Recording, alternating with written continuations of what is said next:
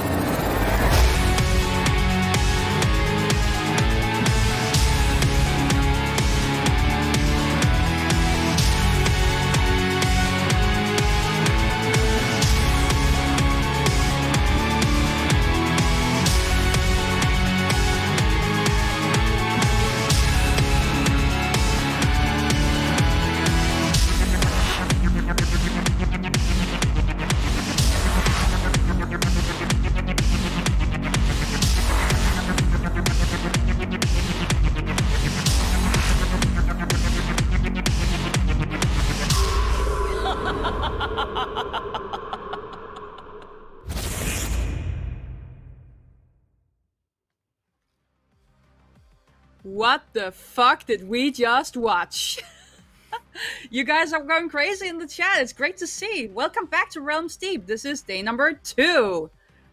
Absolutely, and I hope you guys enjoyed day number 1. We had a lot of crazy stuff to show you, and today is gonna be even crazier. We saved all the best for last. Of course. So, what you just saw was Sin Reloaded, which we're doing together with the great guys at Night Dive. And this was our first small sneak peek at what we're working with and how we're trying to reimagine the visuals of Sin. Coming next year, so stay tuned for that. And coming up next, we have some really, really awesome things to show you. First of all, we have the exclusive first gameplay reveal of War Mongrels, a brand new Commandos-style game. From the fantastic people at Destructive Creations. And then after that, we have some Proteus news and a very special guest, Mr. John Romero himself. So, Jahar, take it away.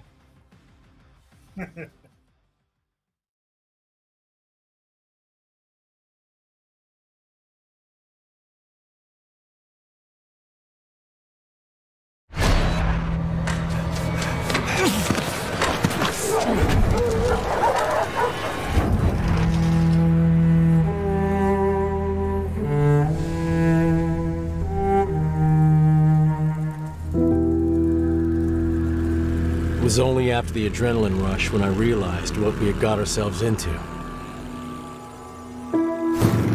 As deserters, we had no future and no home to return to. Not at least until the war ended. If at all. We were dead men walking.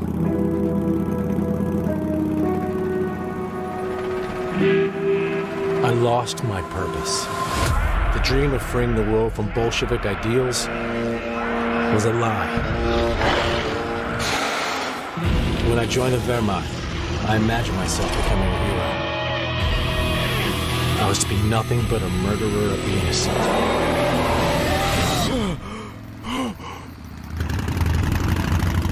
Deval didn't care much where we were going. For now, he just wanted to get as far away from the Eastern Front as possible. So we traveled west, for hours on end. But for me, survival was not enough. I knew I needed to find a reason to keep going. These damn bikes, they consume gas like a fucking panther. We're lucky there's a village close. It didn't happen in the middle of nowhere. Okay, we have some SS stationed here. It's Einsatzgruppen? We're not even trying to talk to them. See that barn over there? I bet they keep supplies inside. Yeah, looks like it. I'll try to break in.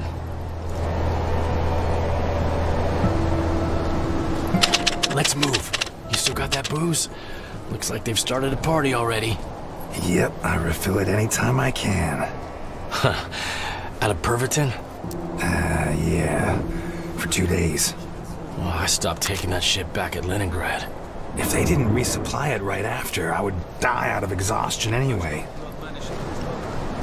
Hello, and welcome to the first ever published gameplay footage from War Mongrels.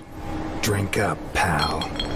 This latest project, which is based on historical events, aims to create a real-time tactics action game and is driven by its strong story. Gameplay-wise, it is in vein of the old Commando series.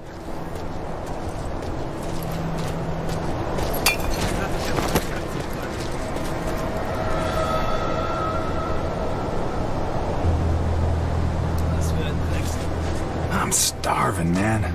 They should have something inside the barn. Going there.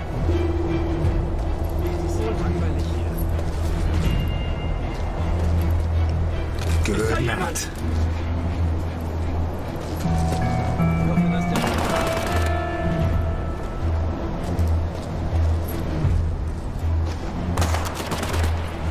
The fuck they shooting at? Watch my flank.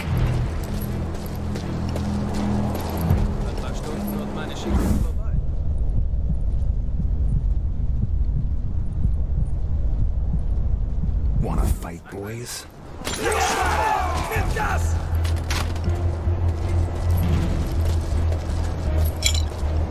Changing position. Uncle Ernest always said, there's never enough hooch.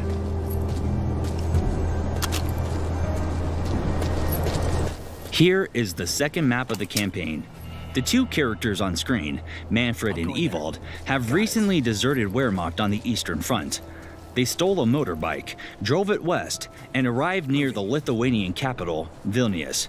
After running out of gas, they have to find some supplies to be able to continue their journey.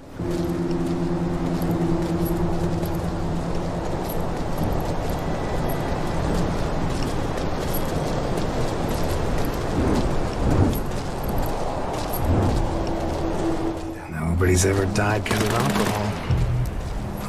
Wait, Uncle Ernest did. In regard to the stealth component of the game, our approach was simple. Don't reinvent the wheel. We are using many gameplay mechanics familiar to the genre that fans will enjoy. In general, decoys and distracting enemies are common techniques fans are used to. The field of view is represented by a sector of a circle, which is something we all love.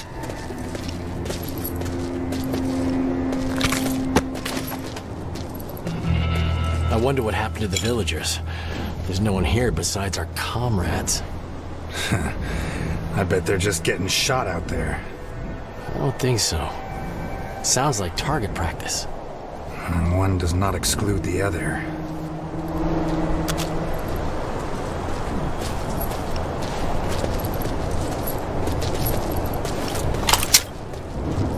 I'm going there.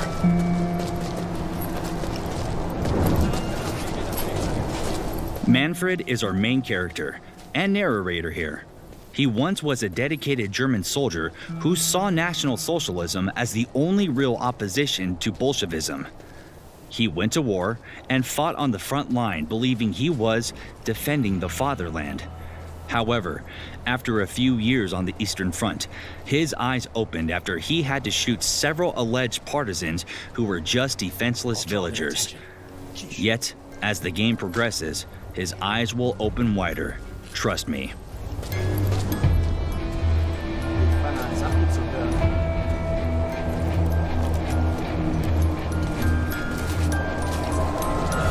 Our other character, Ewald, is a contradiction to Manfred. He's a Polish Silesian miner who was forcefully drafted into the German army.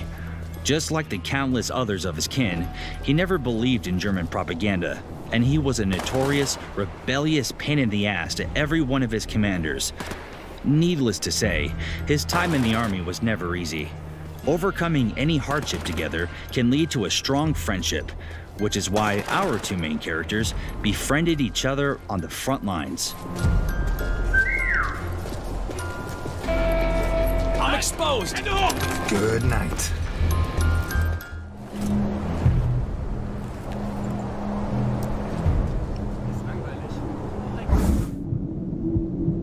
What you see now is the planning mode. It lets the player create a queue of actions for each character and then fire up the sequence. One down. Many places in the game require coordinated actions of several characters, and this is how to prepare and execute them.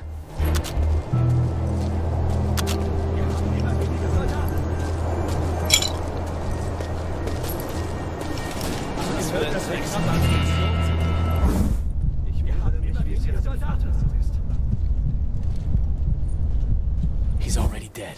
Yeah. Good night.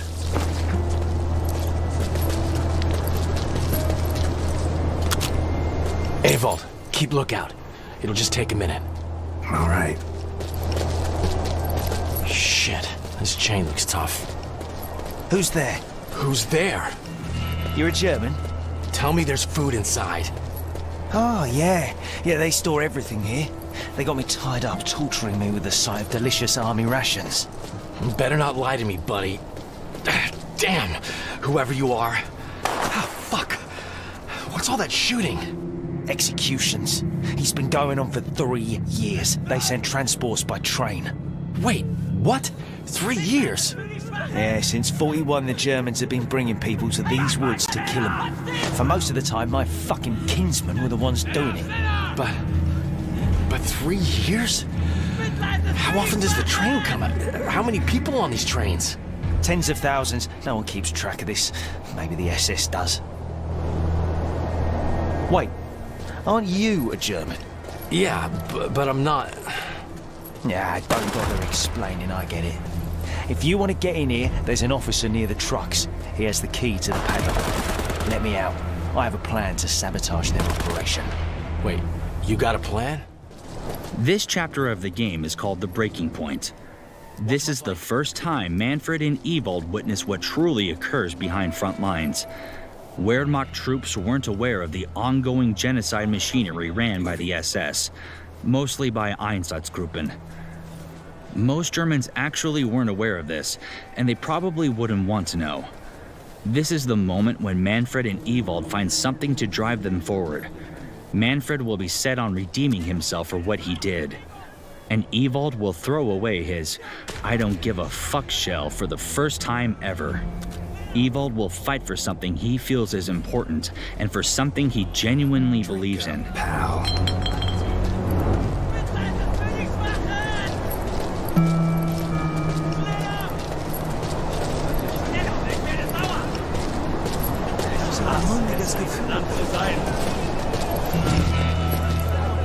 He's dead. Fine, go.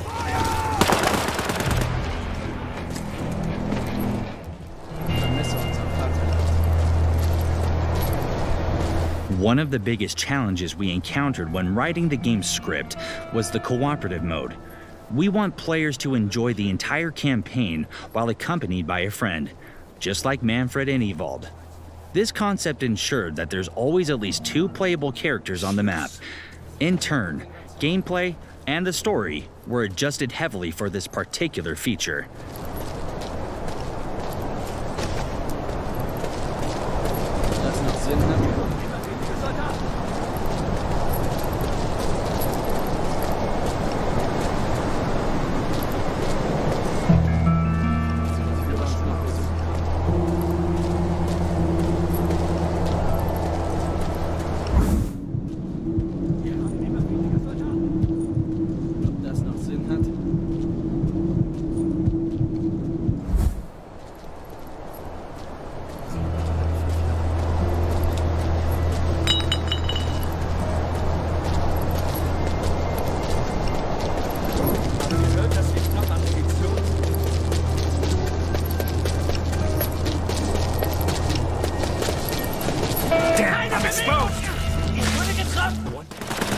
As you may see, getting spotted in this game doesn't necessarily result in a game over. There's a special combat mode feature, which, when activated, puts your selected character in a twin-stick shooter mode.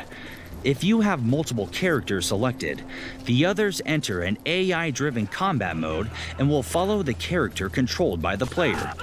So, when your presence is revealed, you can at least try to fight your way out. In some cases, you'll succeed, and other times, you won't. Just like real life. You also need to keep an eye on your ammo. If you're running low, you can collect more from the enemies you shot. Otherwise, you may not have enough to get you out of the situation.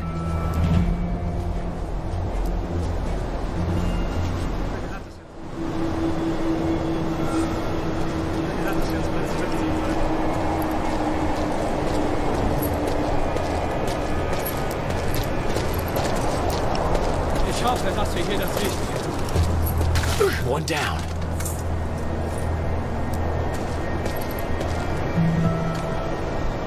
Die Situation sieht immer schlimmer aus.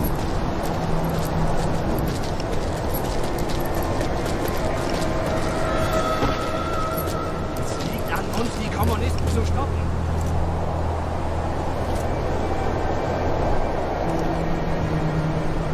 That's all we have to show about War Mongrels for today.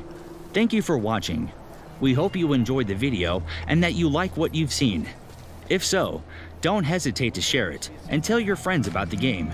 It will be out in 2021 on all major platforms. Take care, folks.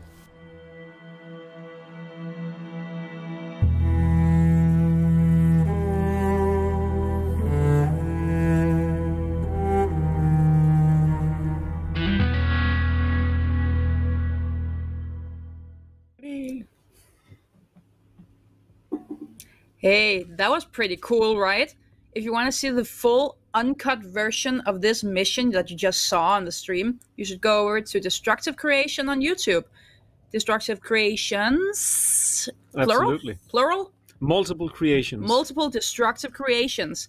But just one channel on YouTube, they have the full video of that, and it's really pretty awesome. It's fantastic. I have been waiting so long to show you guys this game and the gameplay on this show, because it's one of the coolest things that we're showing here at Realms Deep. Spiritual Successor to Commandos is a game that I know almost everyone here at the office at least have been waiting and hoping for so long. So we're really excited about this. Seriously, the noises he's been making while watching this trailer. It's because it's Geralt. You know, who are you gonna blame? Everything that has Geralt in it, you need. Yeah, sure. Next up, as we mentioned previously, we have some really cool stuff. We have Proteus coming up. Some fantastic news from General Vivi, and our beloved co-host Jahar is going to do a great little interview segment with him. And then after that, we have John Romero himself joining the show. Fire it up, Jahar.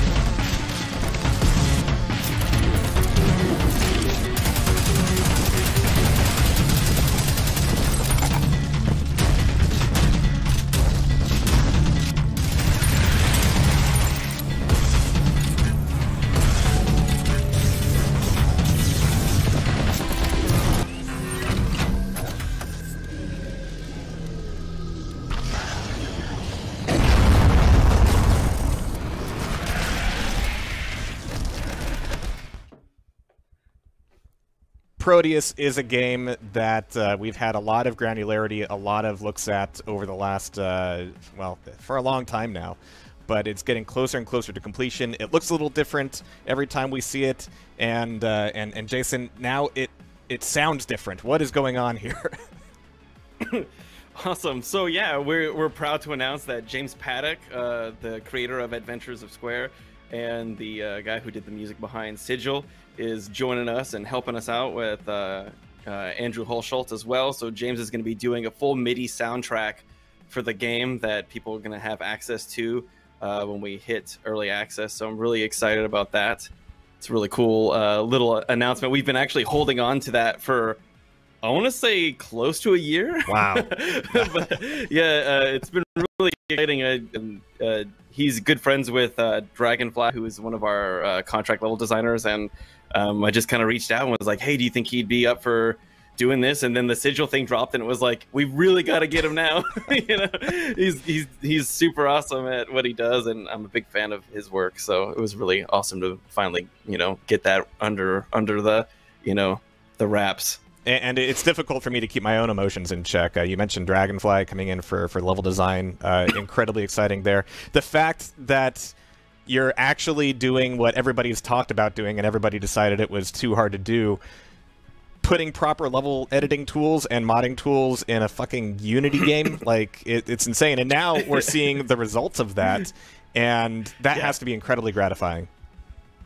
Oh, it really is. I'm a huge fan of, I mean, Mike and I, we come back from way back in the day. We were modders ourselves. We grew up in the Half-Life community, and even before that, and just, you know, from the ground up, that's how we got our jobs in the industry. And I think just paying it forward, you know, we want to help usher in a whole new age of people in the games industry, and level design is just that core for us that we really just enjoyed over the last, like, career span.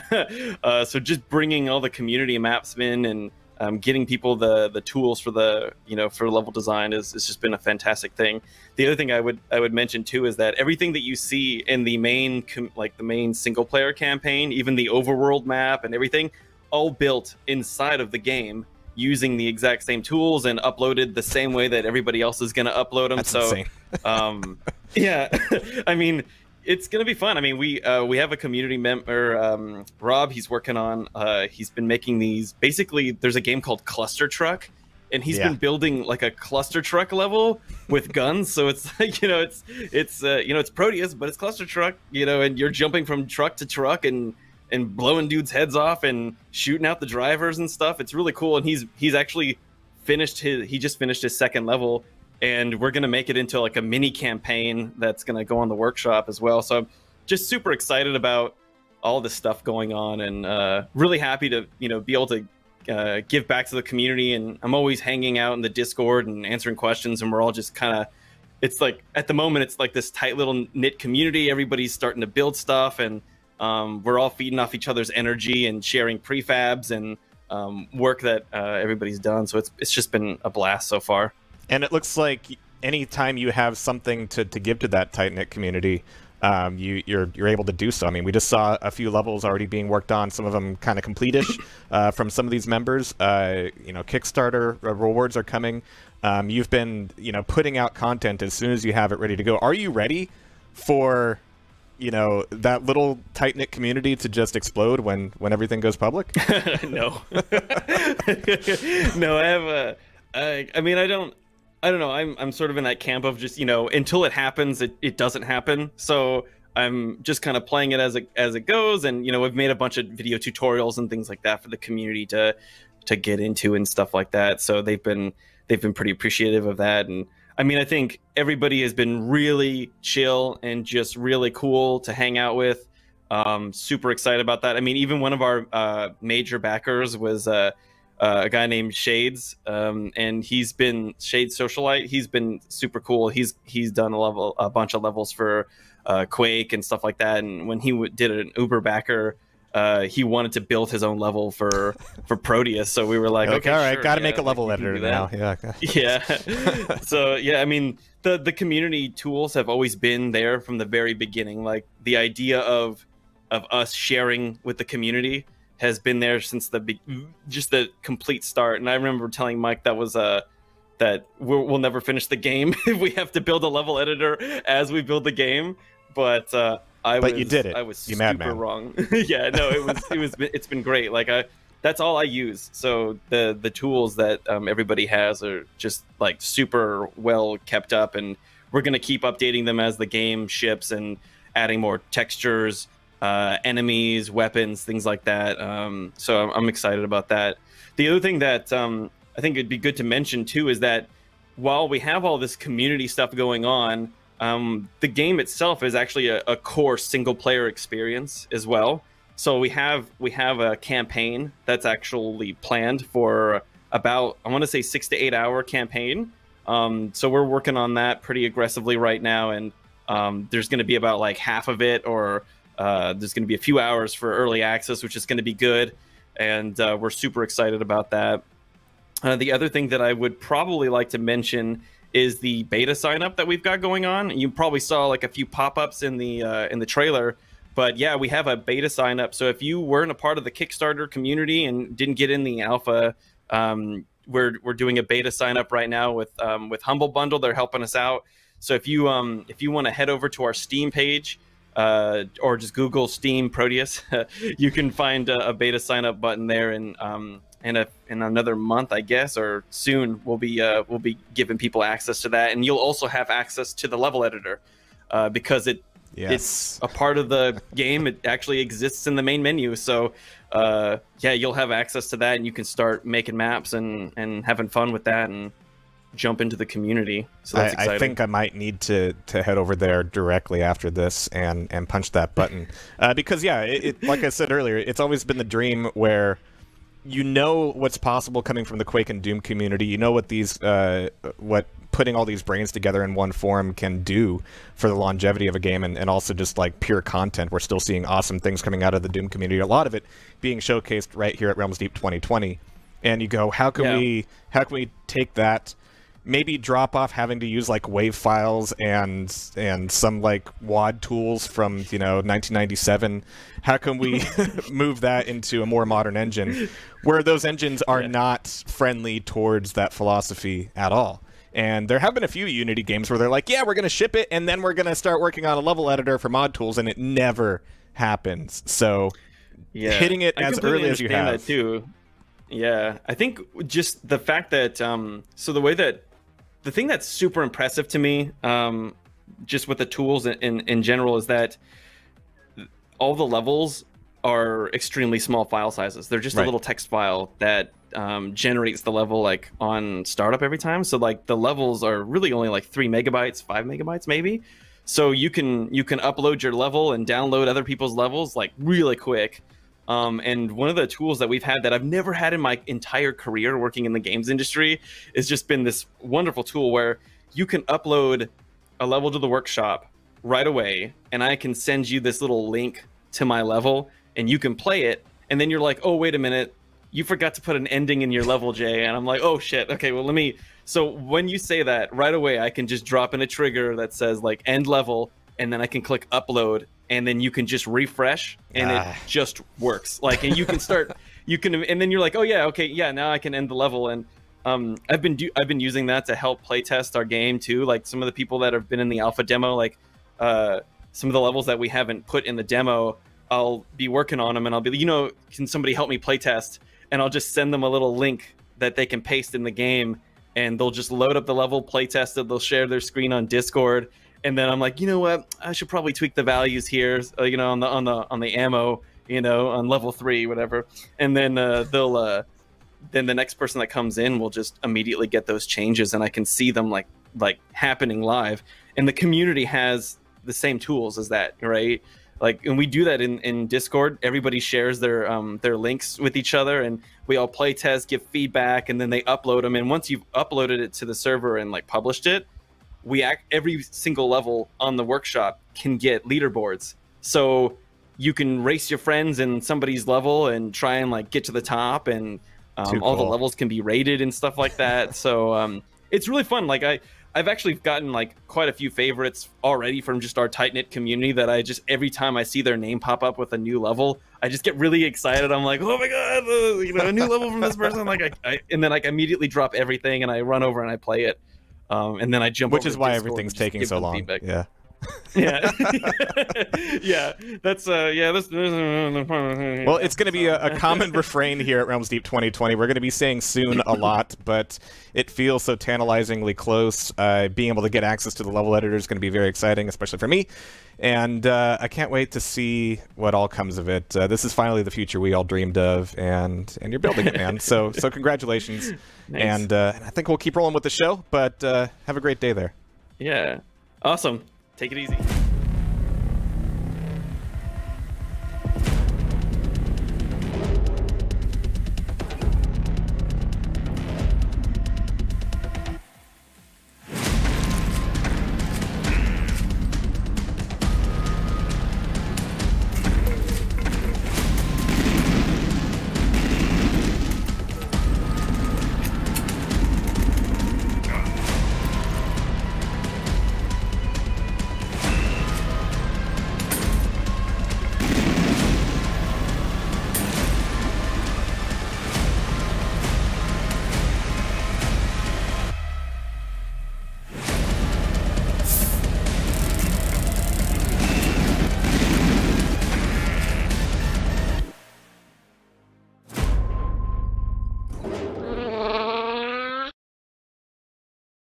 And now, introducing John Romero.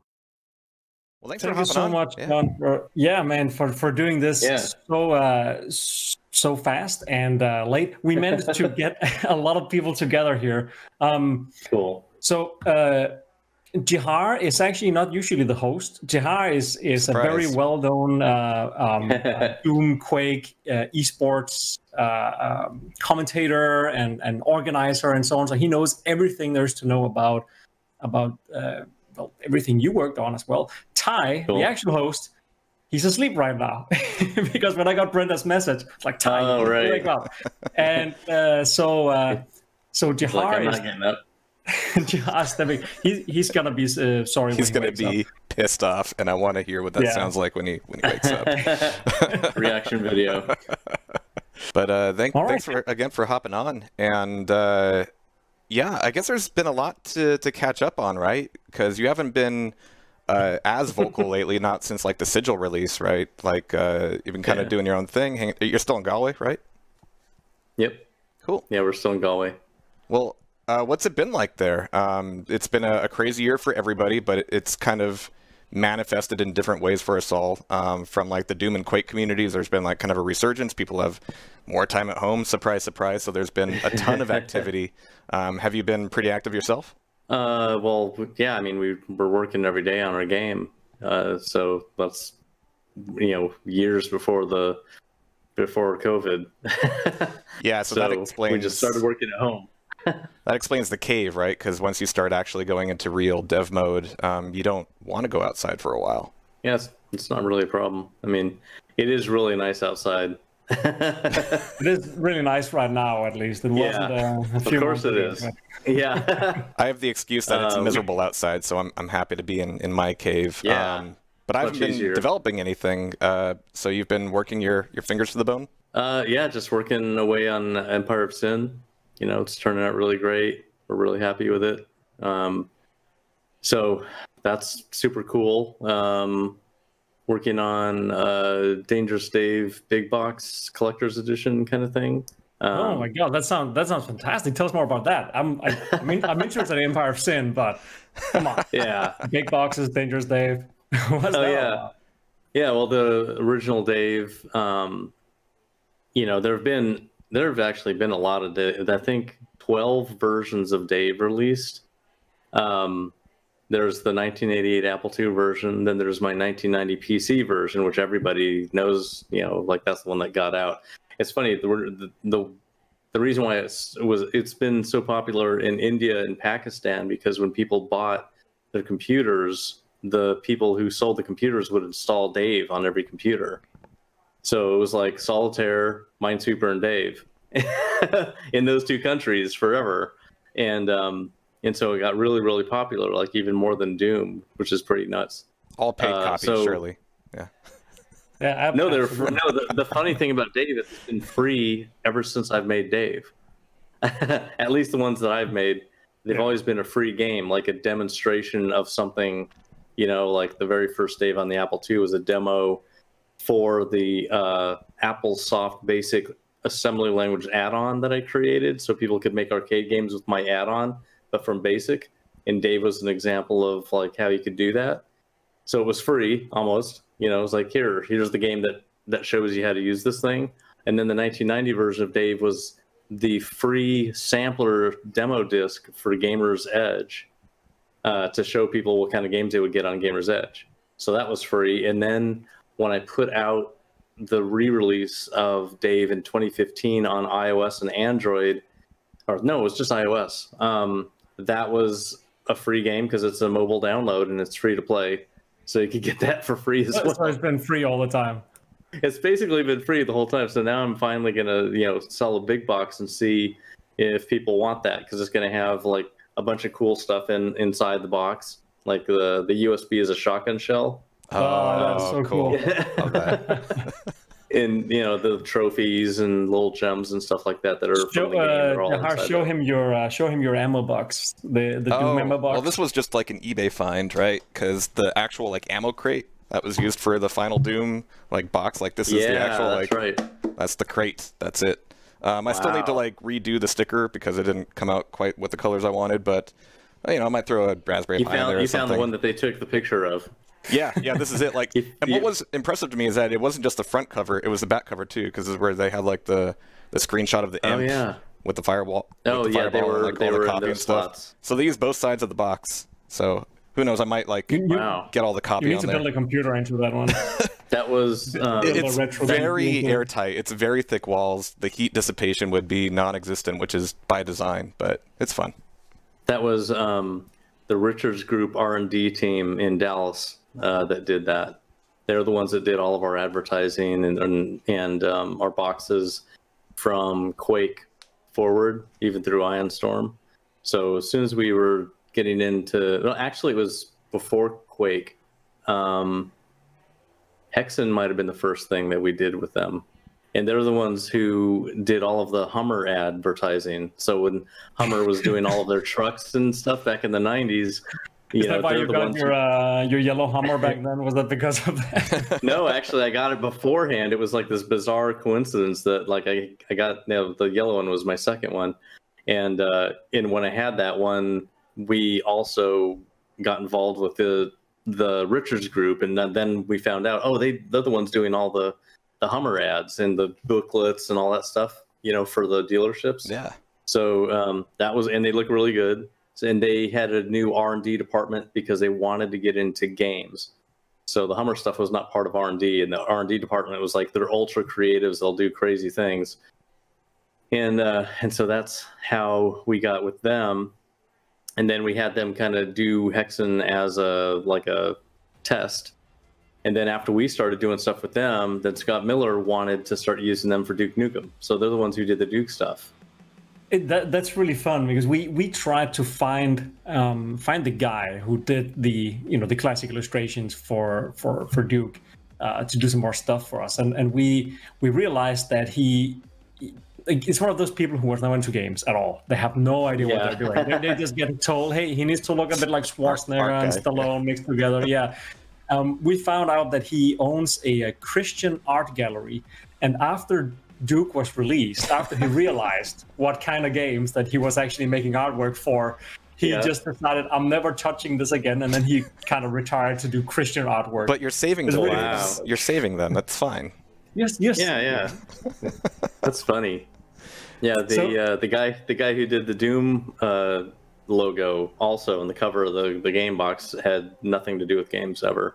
That's fascinating.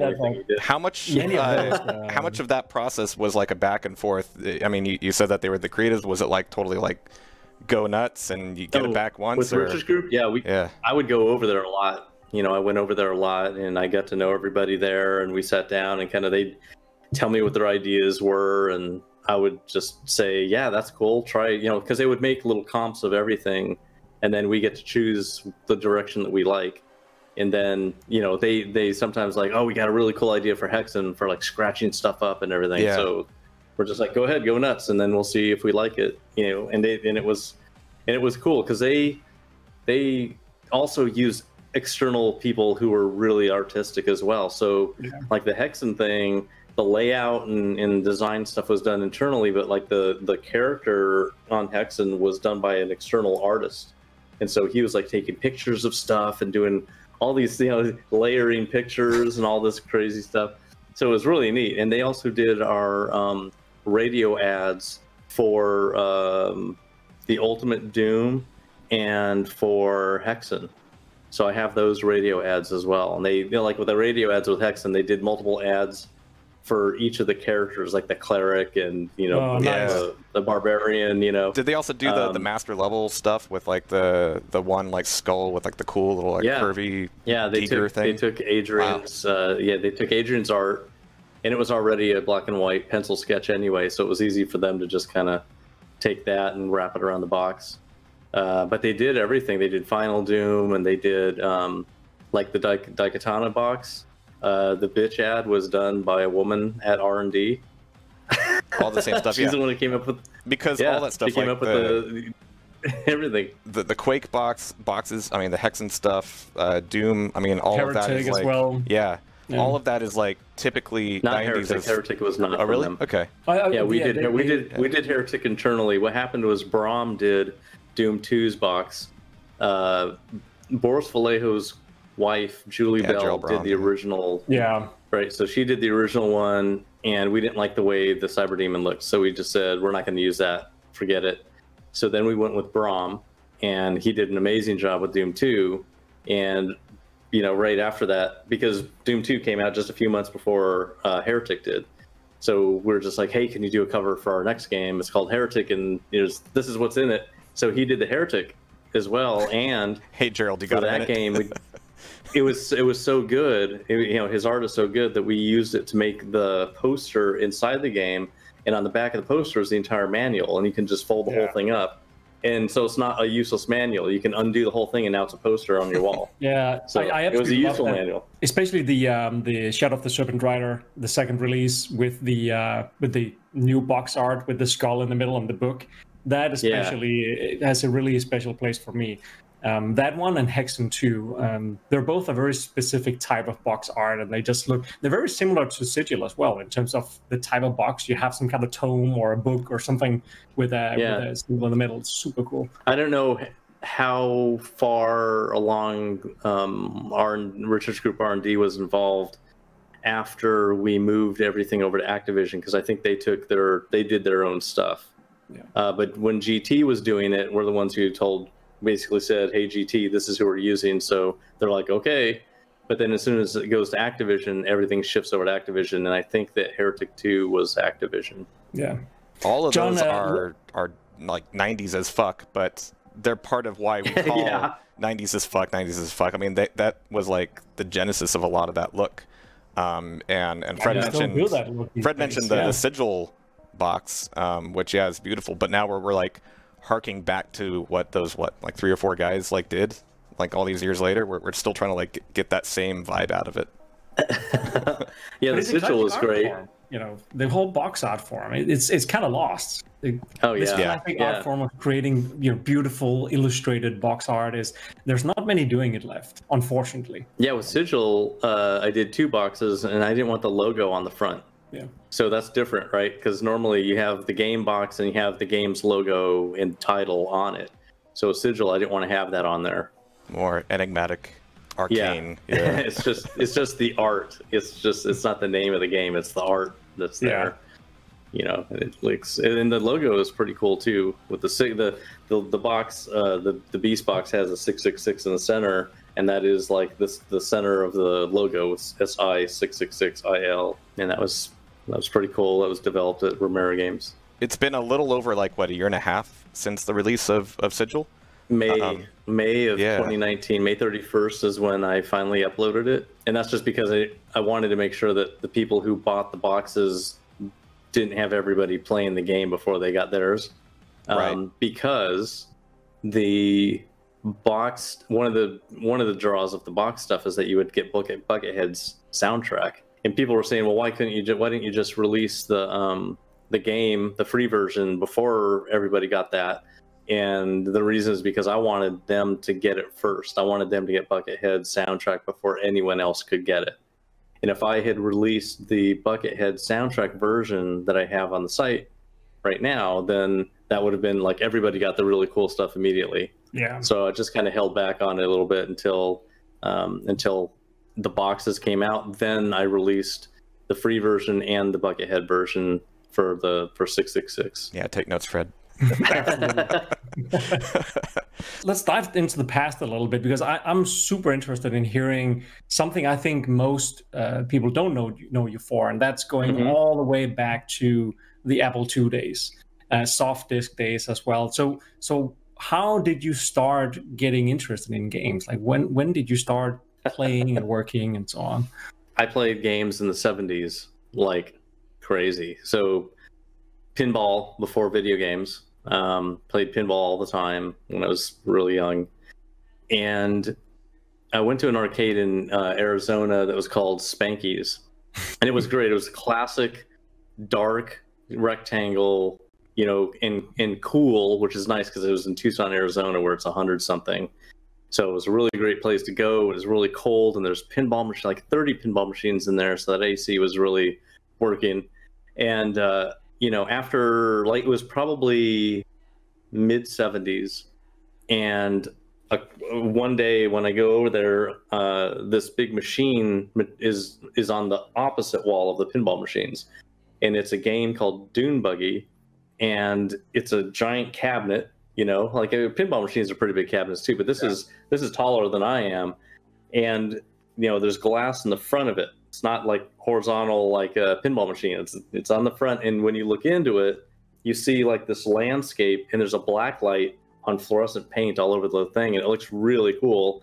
And I was like, what is this? When you put your quarter in, and you're basically maneuvering a car on a rotating landscape, trying to avoid the other cars that are there. And the other cars are they're Pepper's ghost illusions. So it's like, you have a physical car that just kind of goes back and forth in front of you, going around hills and stuff like that, and the ghost cars are moving around, and you're just trying to avoid them.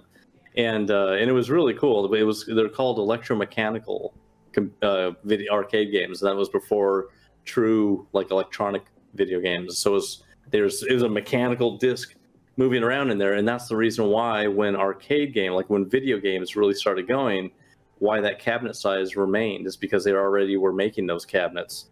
Even though when the video arcade games started happening, there's just a motherboard in there and a CRT, and it's all empty. But they already were making cabinets. They already solved that problem, and people were used to it. So just deliver them a different thing. Instead of a piece of glass, now it's a monitor, and it's still the same form factor, and it can, it's a big showpiece, in an arcade, and those people want to market the hell out of everything, so the bigger the better. And it's like, well, this is how big they are, and so eventually there was a Targ video game next to it. And that was probably the first video game that I played, which is before I played Space Invaders, and then after that was probably Asteroids, and also just a ton of games from Exidy.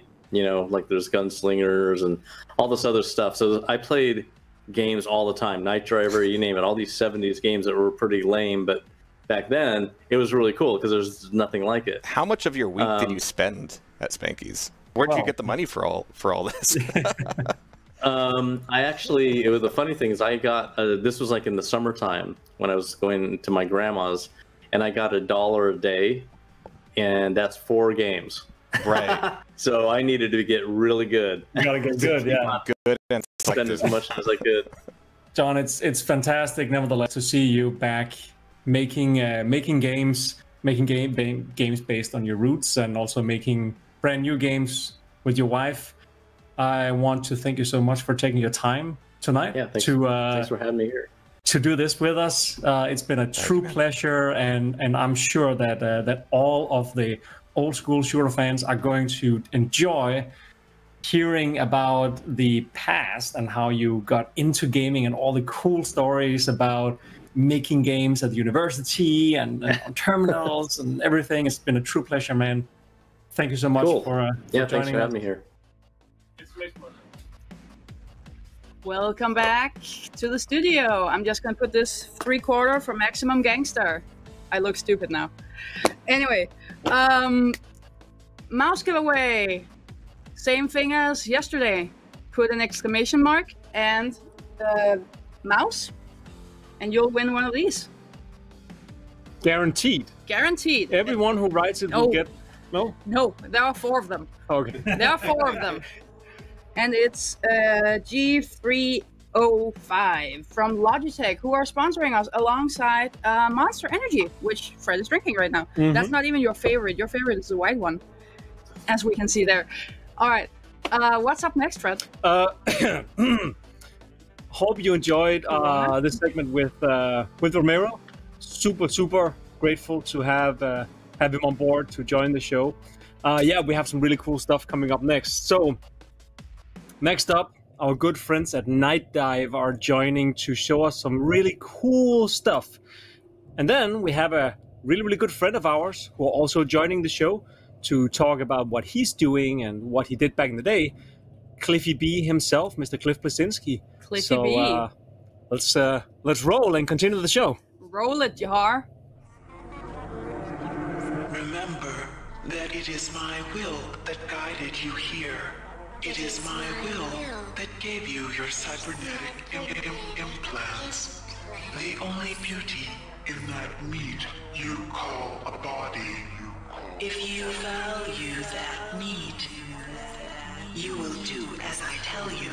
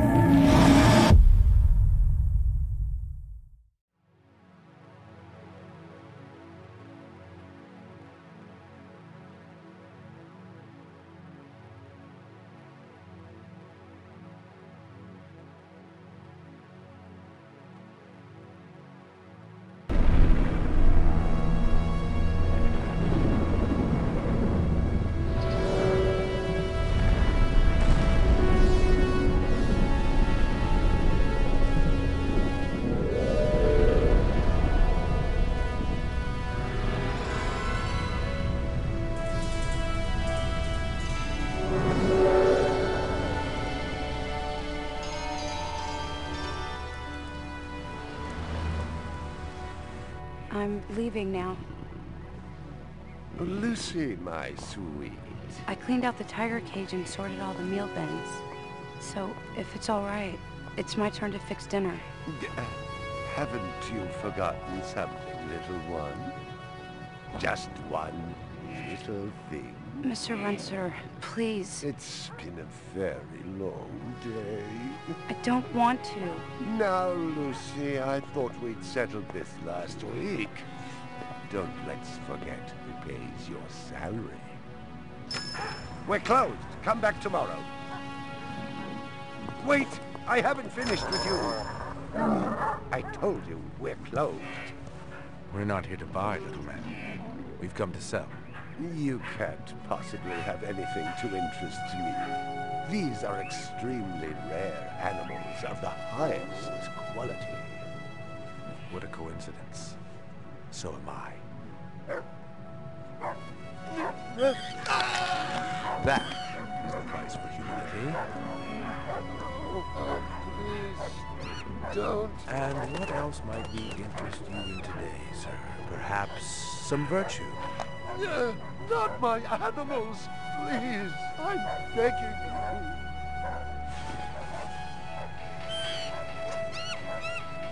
But what of honor, little man? At what price? Honor.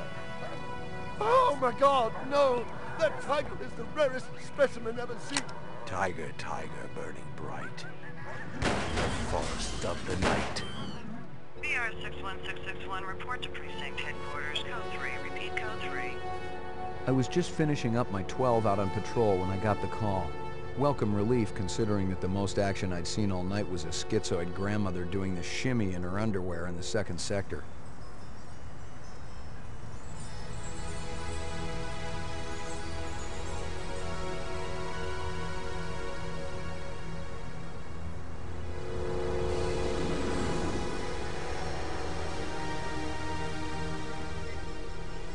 BR 61661, report to division headquarters. Code 3, repeat code 3. Last time I had a 3 was when some hooker vomited Thunderbird on Bryant's desk, and yours truly led the cleanup crew. Year and a half on the job, it was still the dirtiest work I'd seen. Where's Captain Bryant? Took a sick day. Got himself a heinous case of ptomaine poisoning.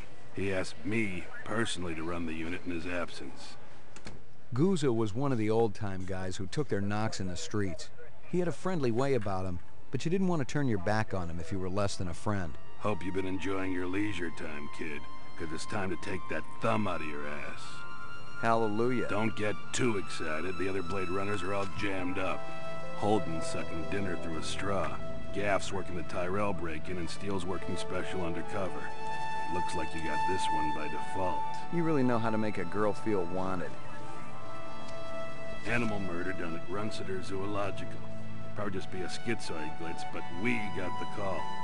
Old man Runsiter lost something like 1 billion chinions worth. 10 to 1, this ain't a job for Rep Detect. You got something better to do? Perfect your French cooking, maybe?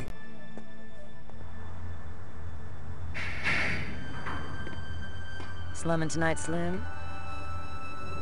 I thought you were on special assignment. Wasn't too damn special after I had the suckers out. What happened?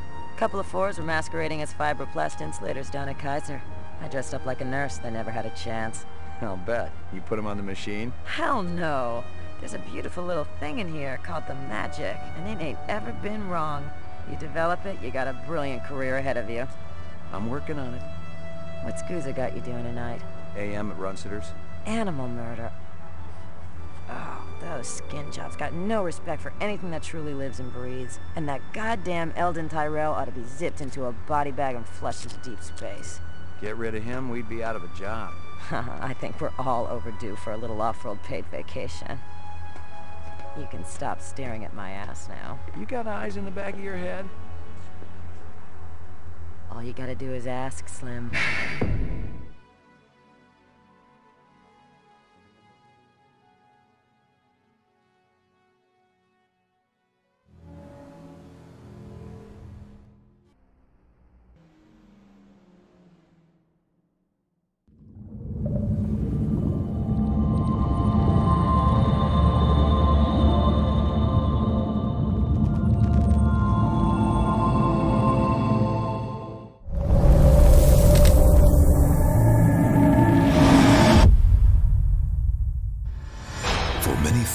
thousands of years, the Shadow Men have protected the world of the living against threats crossing over from the spiritual plane known as Deadside. The place where everyone goes without exception when they die. Michael Leroy is the current heir to the mysteries of this ancient lineage, bearer of the Mask of Shadows. When darkness falls, he becomes the walker between the worlds. Immortal voodoo warrior, taker of souls, lord of Deadside, the Shadow Man.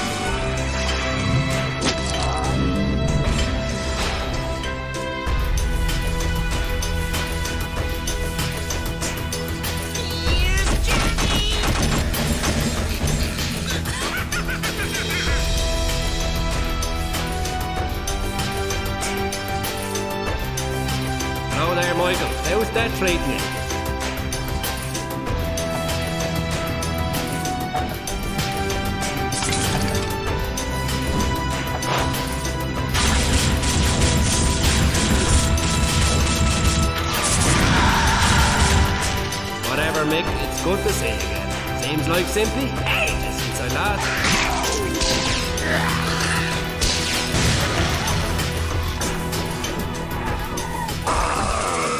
I am the Lord of Deadside, Shadow Man.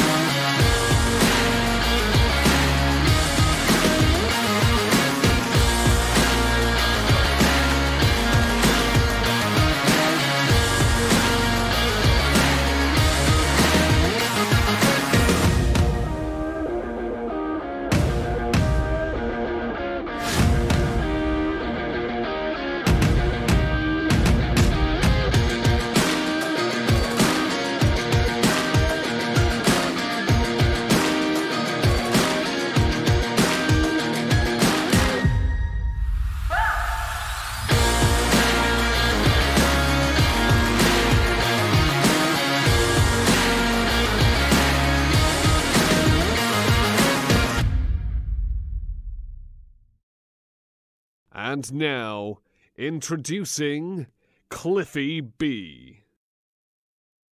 Everybody, welcome. It's me, the Miller Lode. This is Cliff Blesinski. This is Fred Schreiber. This is it. We're starting it off. Yeah, thanks, man. It's I'm currently writing my memoir, and it's essentially like, you know, when you're fighting yourself, it's like fighting Dark Link, and it's like unpacking like 25 plus years of experience, and like, you know, talking to my writing partner, he's like, "What were you doing in 1994 in that moment?" I'm like, "I don't friggin' know."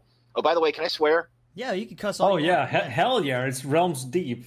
I know. We invented swearing in video games. But yeah, I was talking to Fred before you got on about the current state of the industry, and I don't want to sound like the jaded guy who's like, "I made enough money, I'm taking my ball and going home."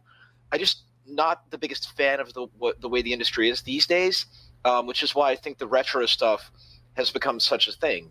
You know, I look at, you know, the videos of, you know, the new Unreal Engine. I look at, you know, PlayStation 5, and I'm like, I'm just gonna go play Animal Crossing now, you know, or you know, it's so funny because, you know, tying into the retro theme of what you've been doing, and Fred's been doing to some extent, is that I'm actually getting checks on Jazz Jackrabbit, like decent checks from goodoldgames.com, like Epic's honoring their contract, which is ironic because I'm not getting any money off of Fortnite because I was technically an employee. And anyway, that's neither here nor there. Retro is in, you know, there's a reason why people like their vinyl, you know, and so the games that I play these days are generally, you know, lighter and simpler because, as I was telling Fred before you came on, you know, when I see these new game demos, all I see is the money on the screen. I wonder how many developers have been worked to the bone. I wonder, you know, how many families have been ruined. I wonder how much money is being thrown towards the marketing. I wonder what tricks they're doing to keep people playing that as one game to rule them all. And it puts me off. You know, we have this amazing game room upstairs with our consoles, and the last game we played was Knights and Bikes by Double Fine, because it's like tiny and cute, you know. So like, I just, sometimes less is more, and that's you know, people love to throw my failures in my face, although, you know, I've had more successes than failures. But Boss Key Crumbling, the studio that I did, broke my heart. And if I could go back in time, one thing I would do, the first game we had made, I would have made something small and hipster and indie, even retro, right? Instead of trying to shoot for AAA and only getting to like AA with what we did with Lawbreakers. So thanks for coming. That also hit that you know, really bad timing where everyone was trying to, you know, to be the next Candy Crush, and you're trying to ride this wave of, okay, what are we going to do that's the next popular thing, and how are we going to make a twist on it? Kind of fighting against the crumbles. Yeah, well, it's I made the call on my blog years ago, where I said the video game industry, when it comes to AAA, it has turned into the American restaurant industry. Let's take the pandemic and put that over here for a second. And, you know, you look at the American-made restaurant industry, it's Olive Garden, Outback Steakhouse, Chili's, Cheesecake Factory. Everything else is like tiny and indie. And so you have your Call of Duty or Assassin's Creed. If you're not an established brand, or something that goes viral, then you're fighting for scraps. It's a really, really complicated, tough business. For the time being, I'm absolutely happy that I don't have to be in it, because I've run it. You know, I sit there with game developer friends of mine having a pint, and I see the 1,000-yard stare. You know, it's like, I tell them, if you can, get fuck you money and get the fuck out. As much as I love video games and they've defined who I am and they've been good to me, making them, you know, takes a toll. What do you think about this differentiation between the AAA blockbuster single player type games and then the trendy games like Overwatch, League of Legends? Because I have a few nephews myself, and the funny thing is they are all into gamer PCs and gamer chairs and RGB lighting, but they know of 2 games, maybe 3. They only play Fortnite, maybe a little bit of Call of Duty, and maybe some FIFA, and they don't know about anything else in AAA, like Outer Worlds and all these games. They don't care at all, and that's very different, I think, from like when I was a teenager playing the first Gears of War and so on, because then you were playing all these AAA games.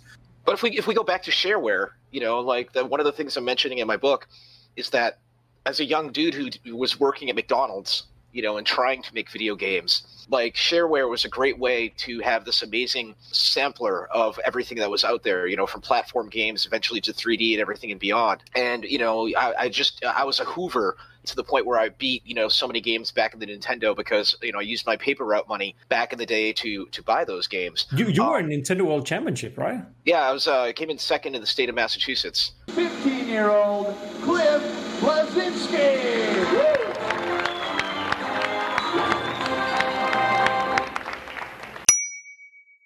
1990. I was 15. 1990. My God, that's incredible. Yeah, it was a pretty seminal year because it was the year my dad died, the year I lost in the Nintendo World Championships, the year my nephew was born.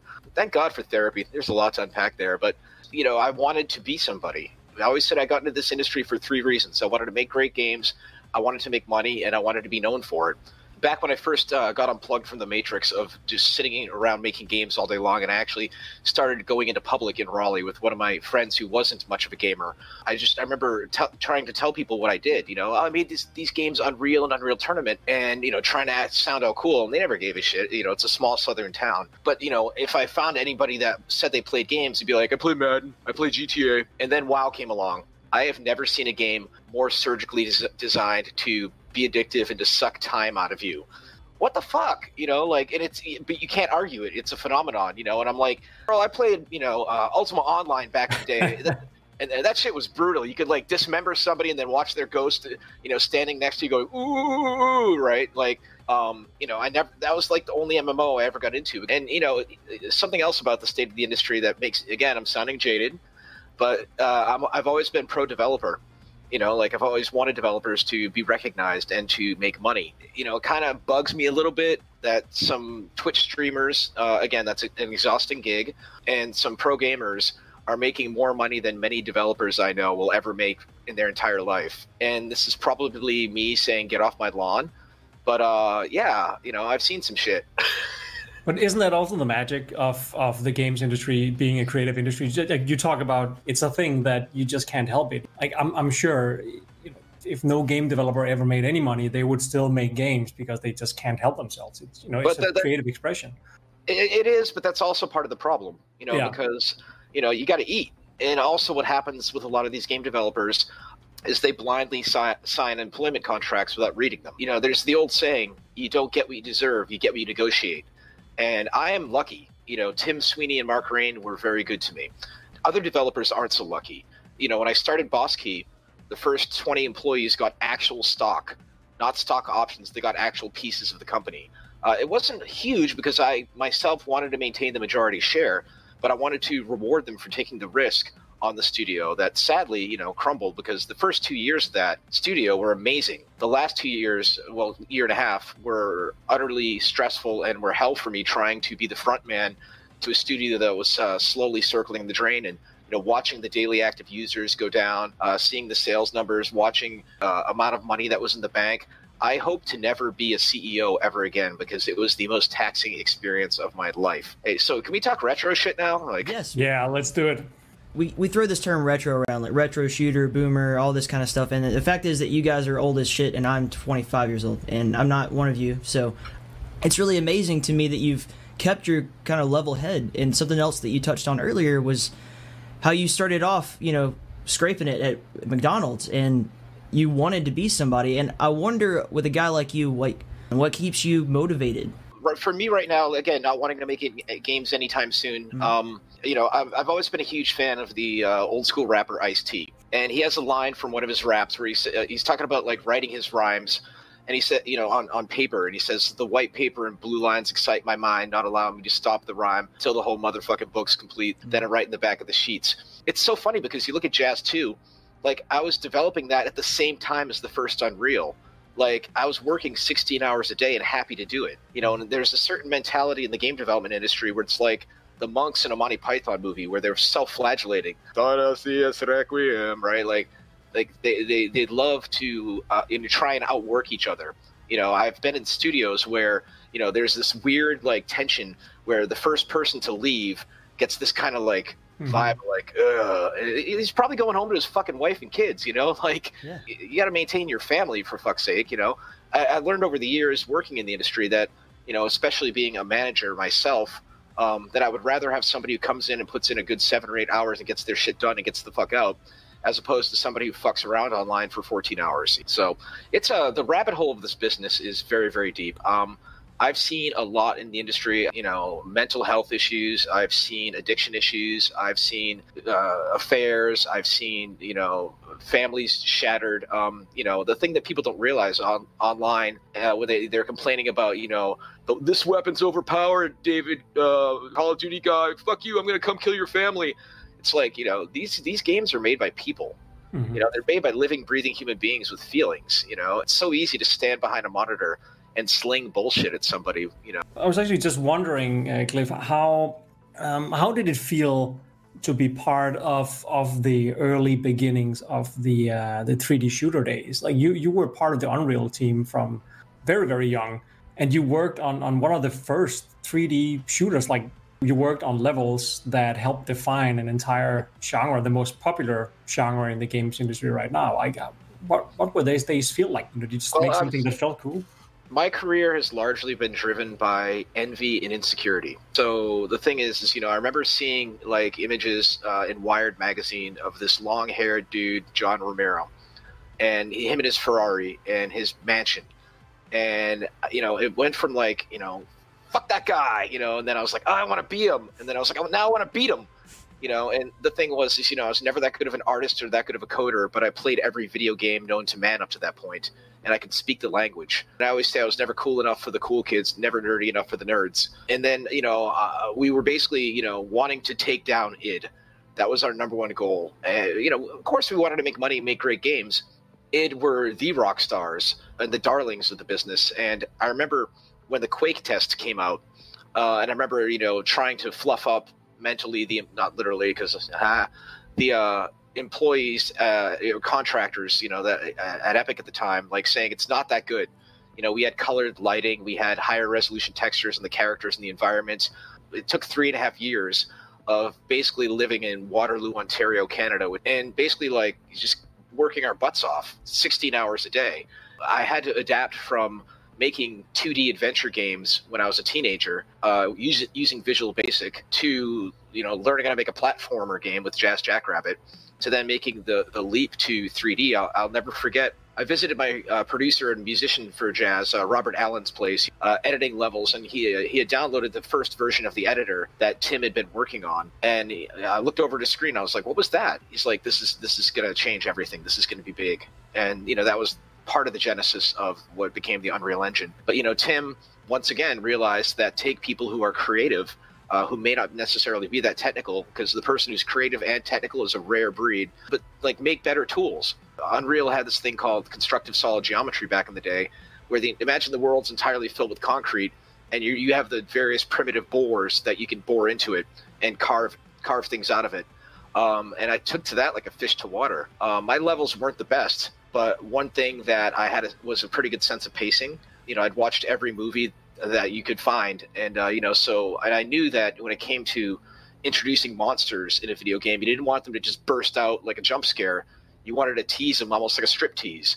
So if you go back to the first Unreal, with the iconic predator-like Scar enemy, you saw like a tail, you heard a growl, you heard them messing somebody up behind a door, you saw like a shadowy figure running away, and then eventually, I locked you in a hallway and started shutting off all the lights, and then I actually did it like a monster closet. I know it's a cliche now. Then the red lights were flashing and techno music was blaring and people were shitting their pants. That's one of the things I learned from Alien. And even, the lights turning off was taken from the old 1990s movie Event Horizon. So, I'd read every issue of the magazine Entertainment Weekly since 1990. I stopped when I turned like 38 or whatever, but because it's just like, why am I reading this shit? Just go online. It was a really, really seminal time for the industry. And the multiplayer for Unreal launched Broken, which, it really like put the fear of God into us, because multiplayer gaming Quake World was coming online, and that's when we doubled down and we were looking to do what we were calling the bot pack, because we had the first autonomous AI that had been coded for Quake as a mod by a guy named Steve Polge, who I believe is still at Epic. He's a good dude, and so we were going to make just a pack that didn't have to be played online, because not everybody had the internet back in the 90s. And I made sure it said on the box myself, does not need an internet connection. And Mark Rain had the genius idea of saying, no, we need to make this its own game. There's a lot more to it, but the thing is making the transition from 2D to 3D was a really, really interesting one, because I think if you look at the console space, that was a rough one. Because no offense to PlayStation, most of the PlayStation 1 games kind of fucking sucked. Like, the graphics were like wobbly, like Jumping Flash I loved. But Battle Arena to Shinden, Warhawk was okay. The 3D was super, super clunky until PlayStation 2. And that's when things really started to like gel. I'll never forget the first time Tim Sweeney sent me the editor for Jazz Jackrabbit, because I couldn't figure out how to code C++. I'm relatively smart, but I am not that smart. I could do Visual Basic. Tim Sweeney, one of his many, many billions, ironically, of strengths, is the ability to spot creative people and to provide the tool set for them to make a better car or whatever. And he saw the editor that Ardian Brousse, who is my partner during Bosky, who's now at Epic, again, full circle. It was incredibly easy and intuitive to use, and I had managed to teach myself Deluxe Paint 2. And the feeling of cobbling together those tiles with little jump pads and little weapon power-ups, and my first version of the cobbled together rabbit that I did together, and then actually having audio hooked into that, it was a high unlike anything that I'd ever had. It was the whole like Frankenstein, it's alive moment. I'm a big musical nerd, and there's a line from one of my favorite musicals, Rent, and there's a bit called La Vie Bohème, and they talk about the need to express, to communicate, to going against the grain, and not necessarily wearing a three-piece suit every day to work. And we felt like the rebels, and we felt like, it was the wild, wild west when it came to the shareware days. And you know, here's one of the things that gets me about that era, by the way, that pisses me off in hindsight, is the fact that like so many parasitic retailers would take the shareware versions and of the games, and they'd sell the shareware in stores with like shitty art, and like it's like because you know, maybe your average person didn't have an internet connection or CompuServe to download it, right? I get it. But it's like, come on, man! Like, none of the developers who worked on those games ever saw a dime off of that crap. You know, that still missed me to this day. But, you know, I'm happy. You know, thanks to GoodOldGames.com, I'm still getting paid off of Jazz, so that's pretty cool. Once in a while, I'll fire it up, and you know, I feel like I'm like, you know, visiting with an old friend.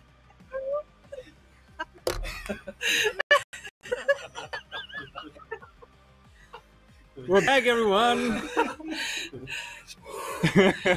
If you want to watch more of that, the whole thing is on inthekeep.com, and it'll be uploaded to our YouTube channel, Realm Steep's YouTube channel later. All right. Speaking of laughable, we have a New Blood coming up with a fantastic segment here, showing off a bunch of cool shit. So before she dies, let's cut it to New Blood. Take it away.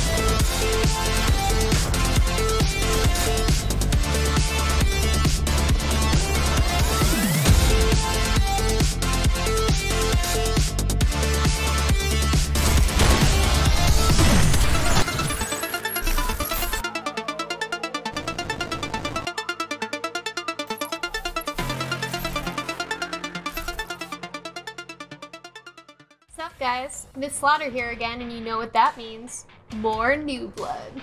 So, you know Dusk is finally coming to Nintendo Switch on Halloween, right?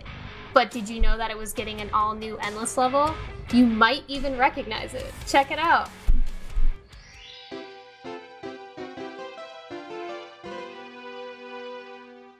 Here we go!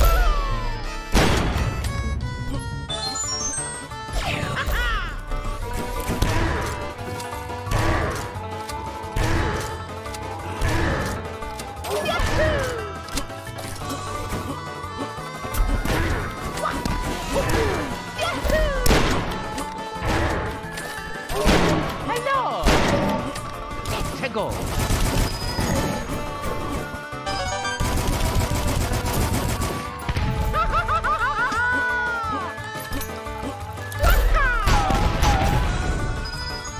Mamma mia!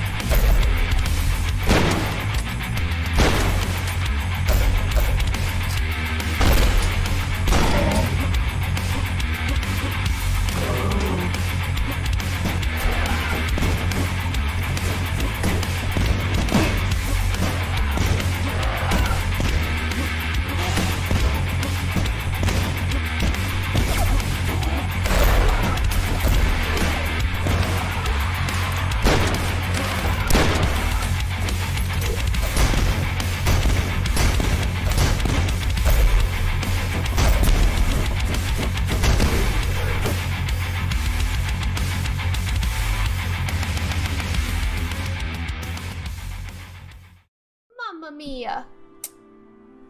Oh, we promised you a new game reveal yesterday, didn't we? Are you ready for that? Are you sure? Well, alright then, let's do it. Took you long enough, new guy. Nightwave sent you. You should have seen the look on their faces when they blew my cover. At least I had a little fun toying with them while I waited on you.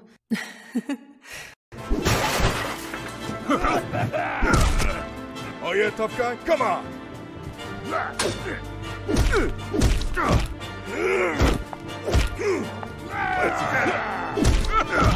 I'm gonna throttle you.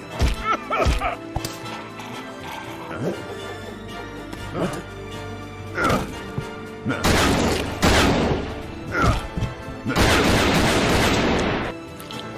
Just one man. Come on, we can take it.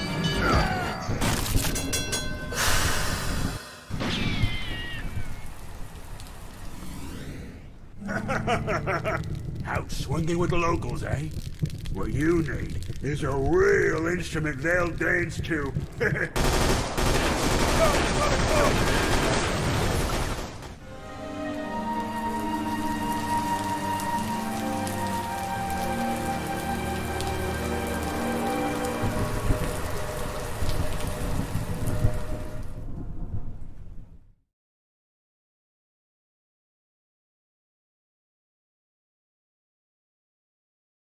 Yes, that was the world premiere trailer for Fallen Aces, a brand new game from developers Trey Powell and Jason Bond and us at New Blood. Pretty slick, huh?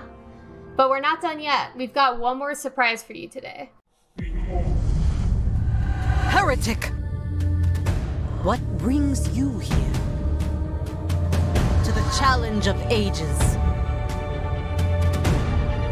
Do you seek to be our champion?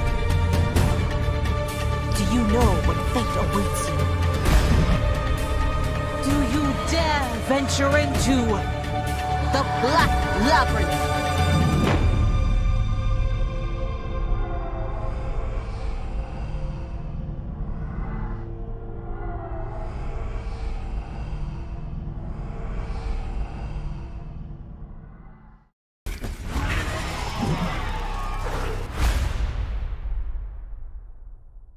And there you have it. The Black Labyrinth is a full prequel expansion to a medieval featuring new levels, new enemies, and insane new weapons, and it's coming soon.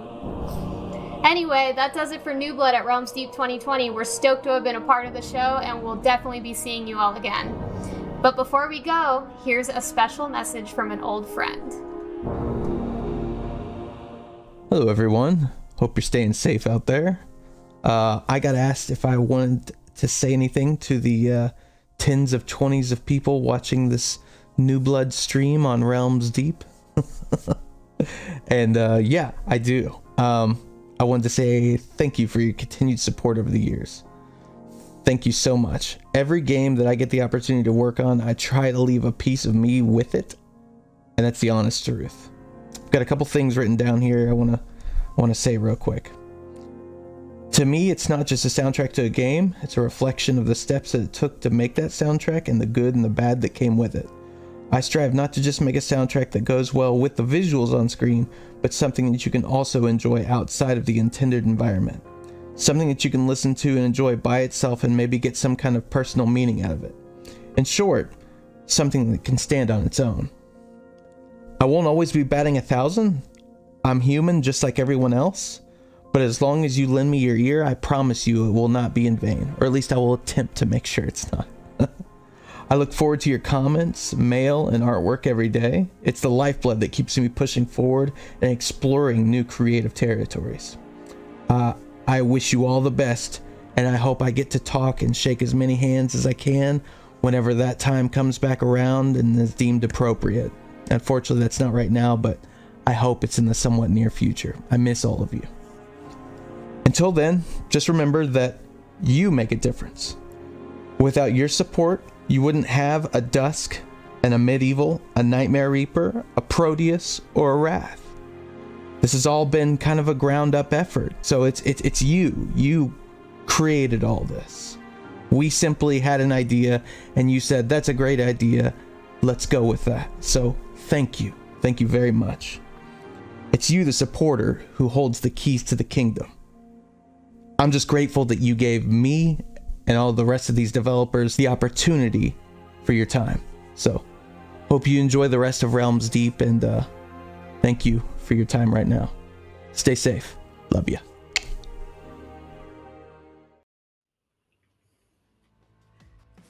Peace out. Thank you for that, Andrew. That was like almost brought a tear to my eye. But we can't dwell on tears right now because we have more mice to give away this time around. This is the last batch of mice we have, actually, 4 of them from Logitech, and they are the G502 kind of mouse. And that glare is horrible. I don't know if you can see it, but anyway, for you to win this, you have to type in the Twitch chat exclamation point, exclamation mark. Exclamation mark. Explanation mark. No, you're never getting that right. Exclamation mark, Logitech. Go. Let's see you do it. Let's see you spell that right. All right, what's up next, Fred? Next up, we have more fantastic games, and then we have an interview. Jahar is doing a quick little interview with Marky. Oh, shit. So yeah, and after that, we have something really, really special. So Jahar, take it away.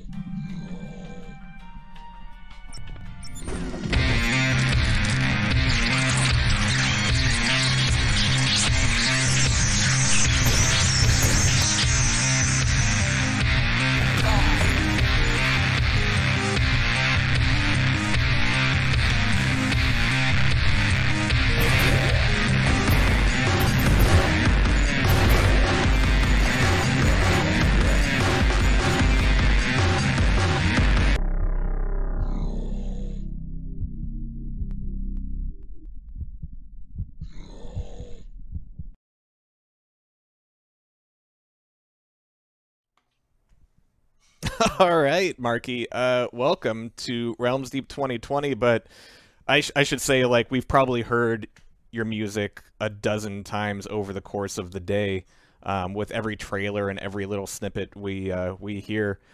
You're in so much of that. So many of the people I've been talking to have been working directly with you. What are you all working on these days?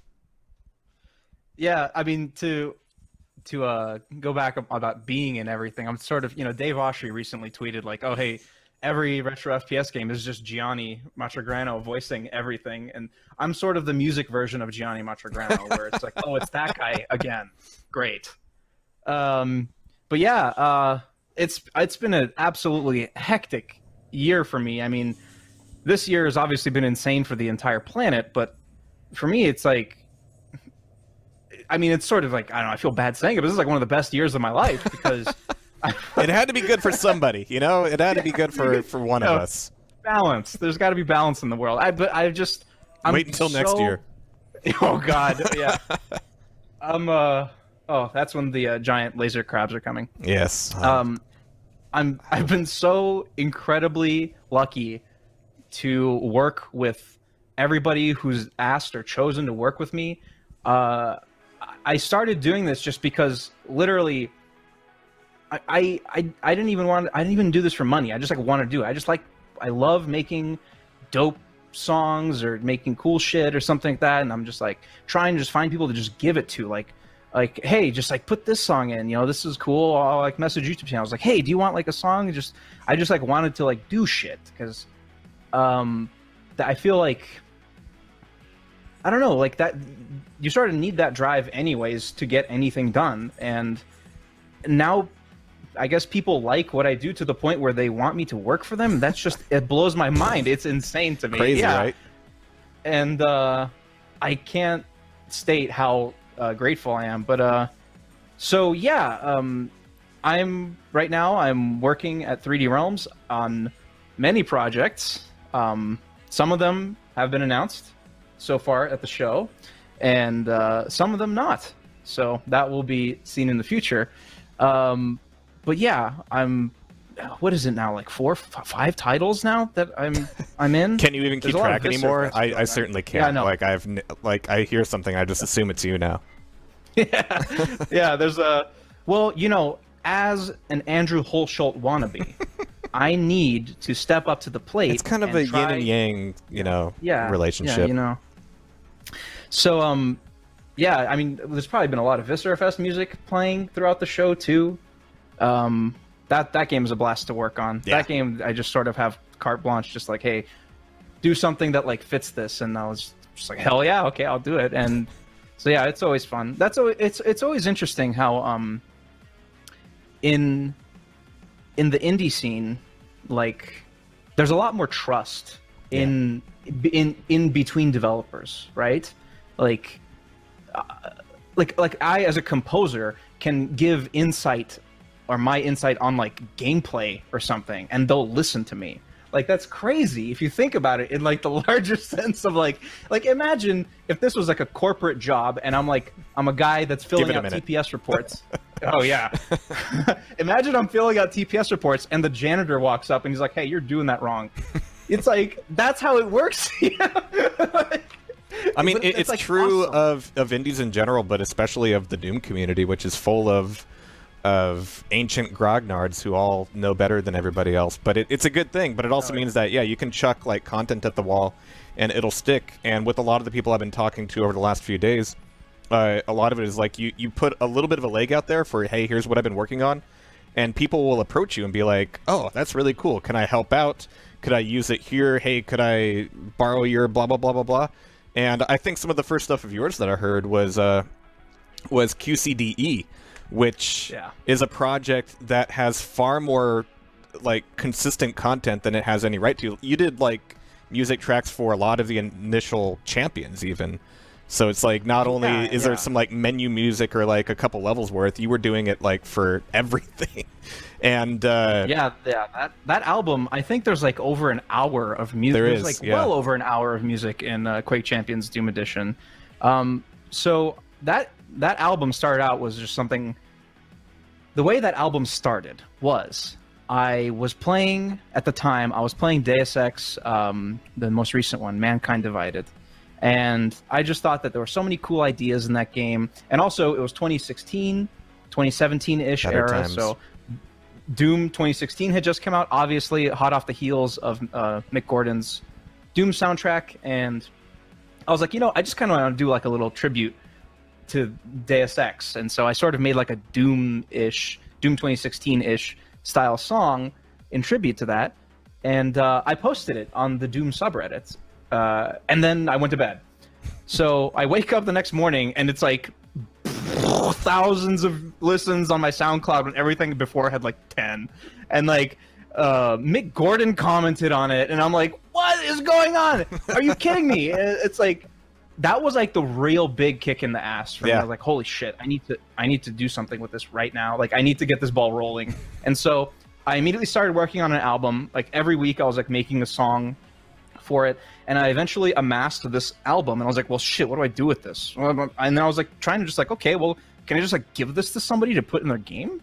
And then you know, I was playing Quake Champions at the time, and then the head designer, I guess, on Quake Champions Doom Edition was posting a lot on the Quake Champions subreddit showing off the game, and I was like, this is fucking awesome. And I messaged him like, hey, do you want like to use some of these tracks in the game? And he was like, oh yeah, sure, yeah. Because I noticed he was like using metal in the trailers. He was using metal in the trailers, so I'm like, oh, this is perfect.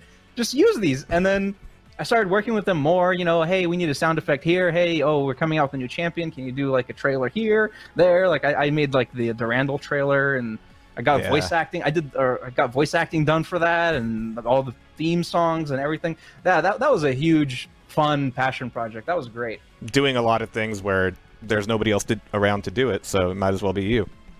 And now you're doing probably more than any human being should be doing. Yeah, right now I'm sort of dipping my hat into every...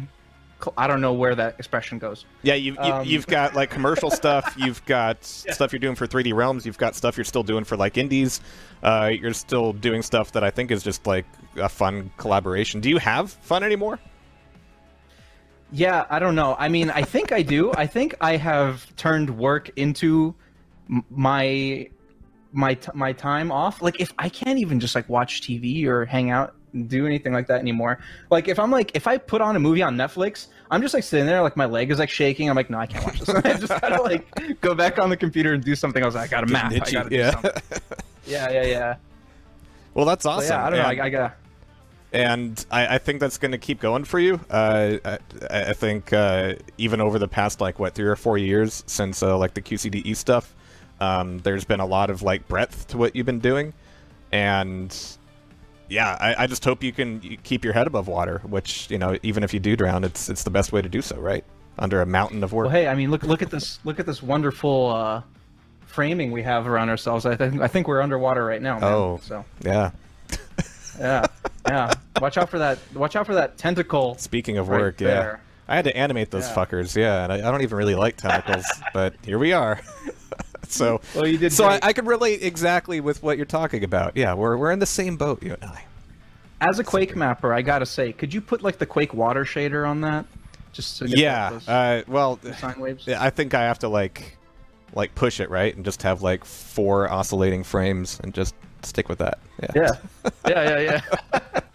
Oh, it's too late. Yeah, it's what, Wednesday? I know this is going to be in Realms Deep, but we're recording this on Wednesday. That's the big secret. This isn't live, and no, there's no time to re-render any of this. So, thank you for being here on such short notice. And I think everybody's going to be looking forward to hearing more from what you're doing. And I hope you know, the stacks of money keep piling up.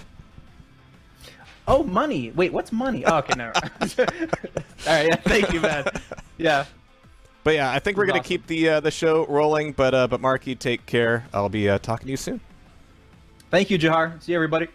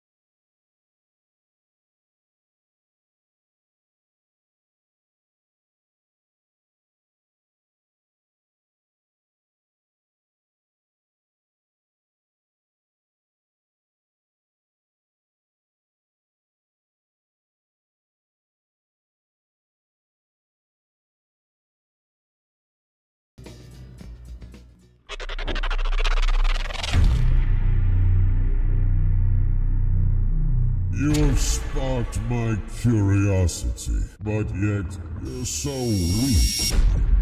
What if I can give you power beyond reckoning? One that can save humanity? So, do we have a deal?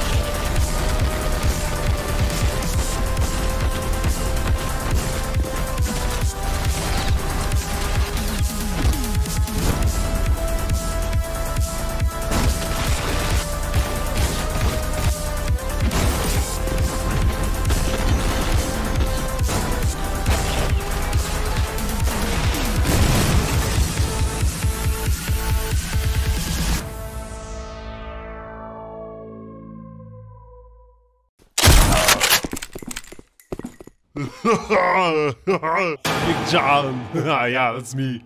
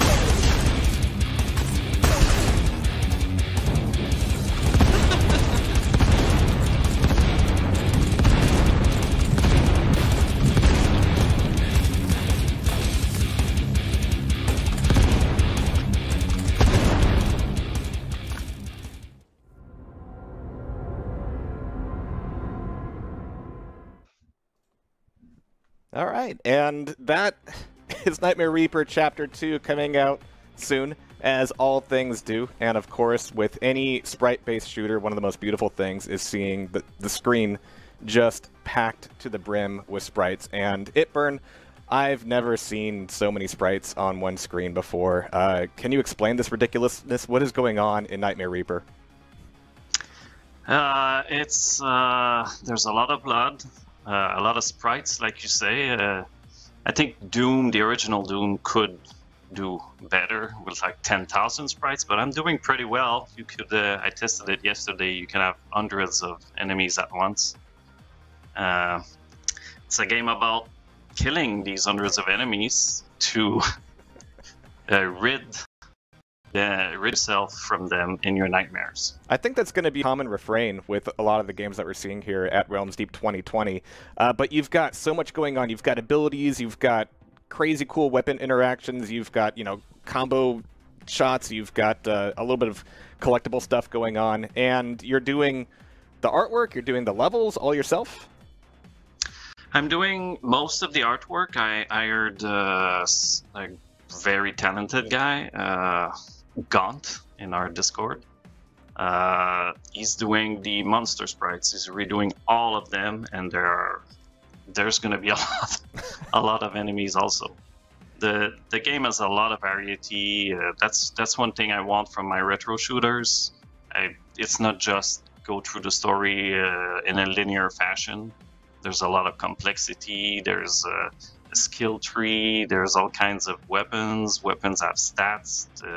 It's almost a looter shooter. So yeah, there's a lot in there. And of course, that all boils down to just the pure catharsis of splattering everything. Absolutely. What was that first number moment one thing where you found that cramming the screen full of enemies and jibbing them all at once was effective and enjoyable? At what point of the day or night did that hit? That's the first thing I did, honestly. That's what I started with. I had my Unreal project. Well, actually, this game started with a custom engine, but the first thing I did is making sure that shooting the monster and having him die was fun and was addictive. That's literally, I had nothing in the game. I just had a monster and a gun, and I made it feel good. And then I built on top of that and ended up with a lot more. 100% the most important thing. Now, you said you moved from a custom engine to Unreal. We're starting to see a lot more sprite-based games, and I hate using the word retro shooter, but we're seeing this style applied to an engine that isn't always natively meant to go that way. Have you had any kind of tension with the engine? I'm not an Unreal expert, so I had to learn everything from scratch. This is my first Unreal project, but I already had most of the systems working in my custom engine, so it was just a matter of using Unreal as a renderer. But yeah, this was rather challenging for performance reasons, and I also want the best simulation possible. I want shadows, I want everything to be a physics object, because it's just more fun. It feels good, and it's kind of the philosophy of Blood, one of the best retro shooters in my opinion. The physics are just amazing. Everything feels good, kicking the heads, the way explosion push enemies, and Unreal lets you do that, and that's what I pushed as far as I could. But yeah, it's tough to optimize. And I'm sure we'll have the equivalent of nuts.wad fairly soon. And I'm not 100,000 enemies yet, but I tested 500, and that ran very well. But were some of those tests for the purpose of cramming more enemies into the content for Chapter 2? Yes, Chapter 2 has more of everything. It's a linear improvement over Chapter 1. It's more optimized, there's more features.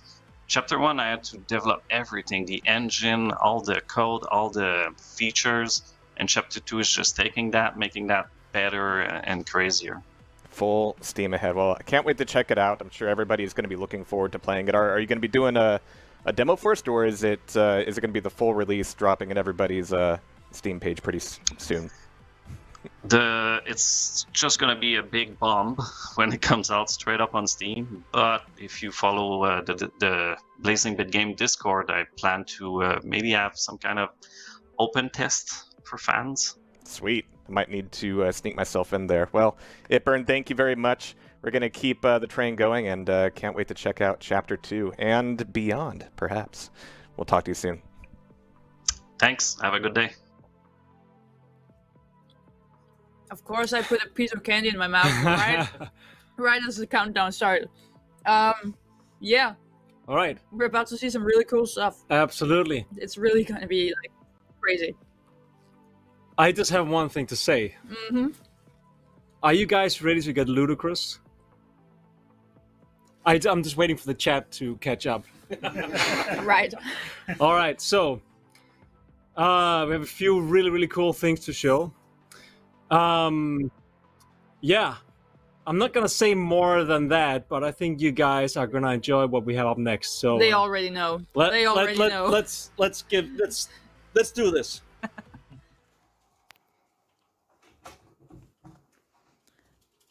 Has anyone seen Fred? I need to make an announcement. Oh, what the fuck? The fuck are you doing? Oh shit! Hey, Alexandra, what's up? Hey, what are you playing there, dude? I am playing Rise of the Triad on the Switch. What? Are we supposed to reveal that now? I guess we are now. Yeah, we're bringing back Rise of the Triad for Switch, Xbox, PlayStation, and PC with a brand new source port, widescreen support, mouse look, revamped multiplayer. It's a really cool collaboration between us here at 3D Realms, Destructive Creations, and Apogee Software, and yeah, it's gonna come next year, so it'll be a hell of a lot of fun. Dude, that's gonna be awesome. Absolutely. Yeah, we'll show more of this later. Wow. Did you decide on what you're gonna get? I gave it a good thought. What about chicken? Can you be more specific? Oh yes, no cheese. Also throw in those funny little toys. The ones that sing. I love those. Ian, what the fuck are you talking about? I need you to pick something off the menu. And Oh, damn it. I just realized. I already have all 6. I sure love those things though. Wish they didn't start singing when I'm sleeping. But how can I get mad when they sing and dance just for me? Actually, can I just have some curly fries? What about you, Logan? Nah, I ain't hungry. Oh my god, look. Found the red keycard to the strip club. Hey, give me that. All right. Welcome to Vaporware Deathmatch right here at Realms Deep 2020, where 3D Realms developers, YouTube, e-celebs, and various other detritus battle it out on Rise of the Triad. It's going to be 3 maps, 3 winners, and a whole bunch of weapons that do exactly one thing. Also, a dog. All right, guys, it's dog time. Daniel, I missed you. No! Oh. Marcus using goddamn shield. 6 kills for Marky there. There we go. I've never actually heard the dog in the normal situation. He just says, oh. Oh, whoa. You only died from it, or?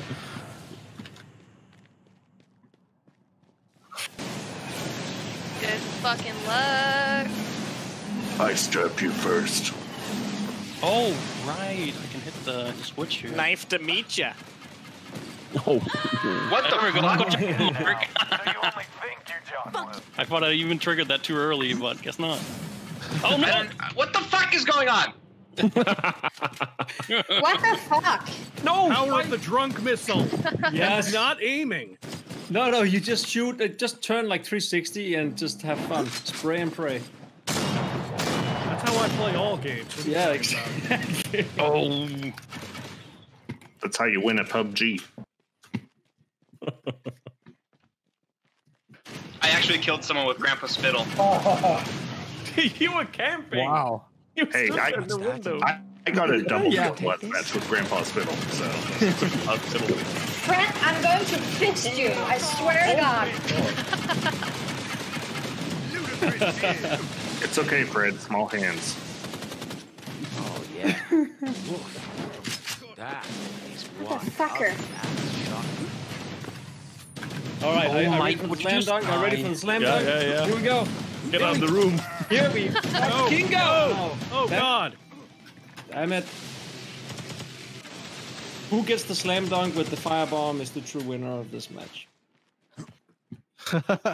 Hey, The Mike. true winner is the friends we made along the way.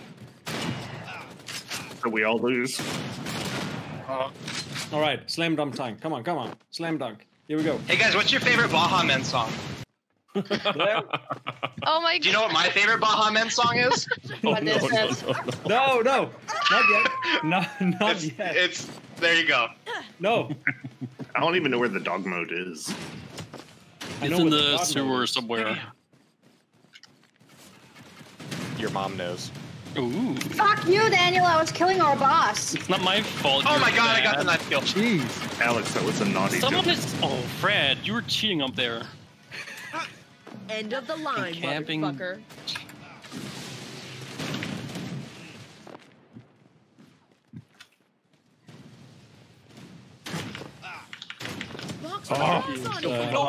Pretty well. Oh, you got killed by me? Oh, who put this fucking spike trap in here? Who the fuck is you? God damn it! Okay. Damn it! Oh.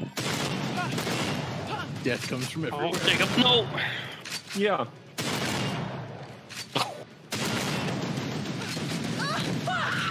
Whoa. Suck my tits. Jesus. How are these insults? Oh shit. Not yet, but we can arrange that.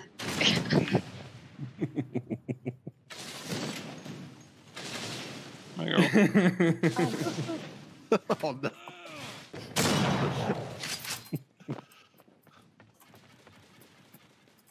I'm better than all of you at this game, just admit it. Miss Laura, queen of boomer shooters. Hell yeah! This guy's going down! Ah! I got RTX'd. Wait, Alex, you got -1. No. All right, guys. Dog time. No. No! Yes. Not fair!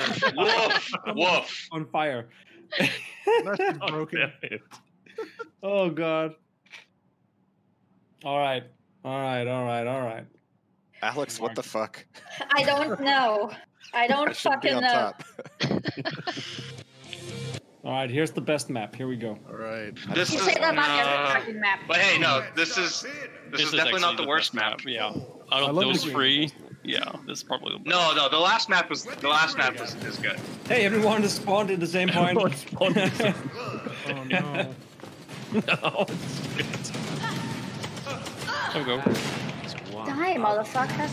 Too late. only You already match died again. for me. No, that's mine. Oh. No, come back, Big John. I want to knife you.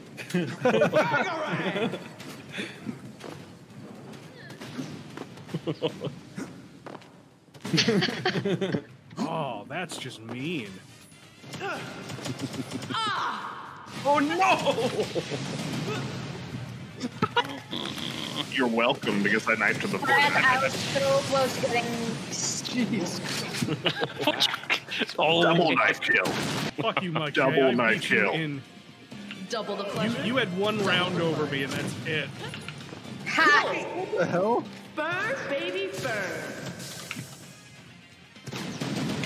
4 extra large. I could use that as a tent. Fuck yeah. What the fuck are you sissy? Motherfucker. God damn.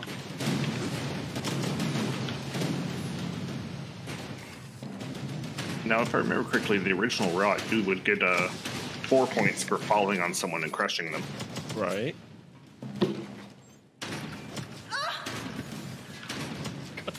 Go, Marky, you're dead. You suck. Ow! There's no dog in this. Double the Can't do it. Where's a god though? Oh. You guys are just jealous of my map control skills. Jealous of your mom. On. Get away! No! David, get the fuck away! You bitch. There is a dog mode, but how the fuck do you get it? It's like on top of the crate. It's called nut sucking. I know how to get it though. How do you do that? Oh. There you go. See, that's how you do it, Mark.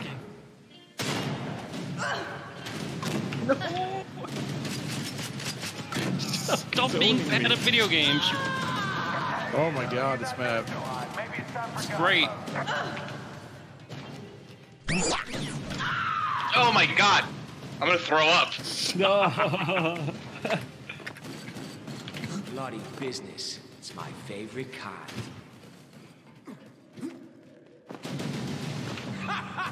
No, let me get the asbestos armor.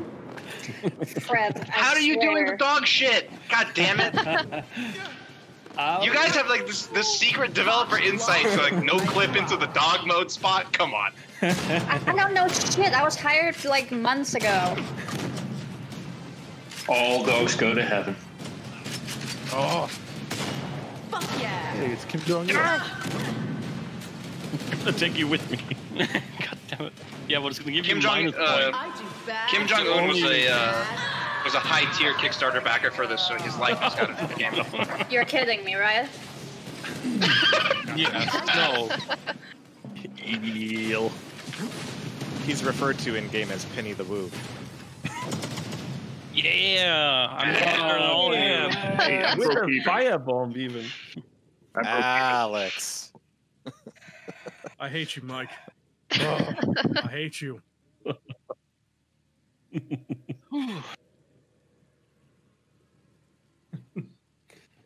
Is that white chocolate?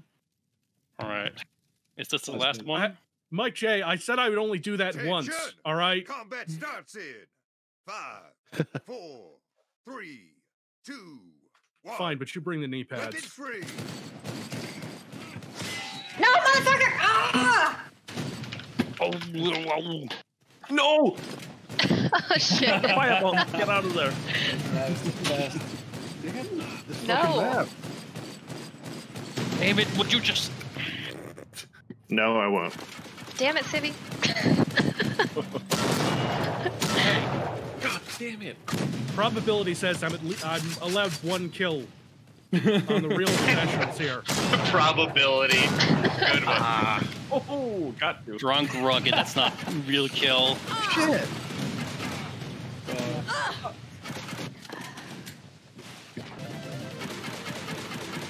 Last of the trial. 10 out of 10. Game of the decade. Fuck you, Mike. Oh my god, stuck my chode.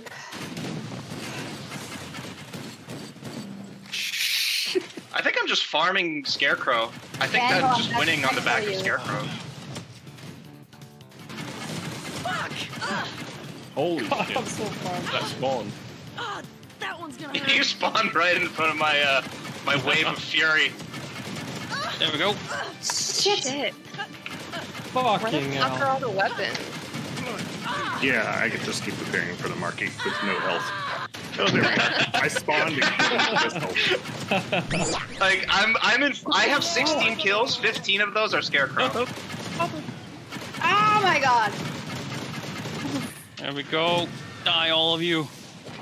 No, no, no, no. Where the fuck is Fred? I haven't seen Fred in a while. I'm right behind you.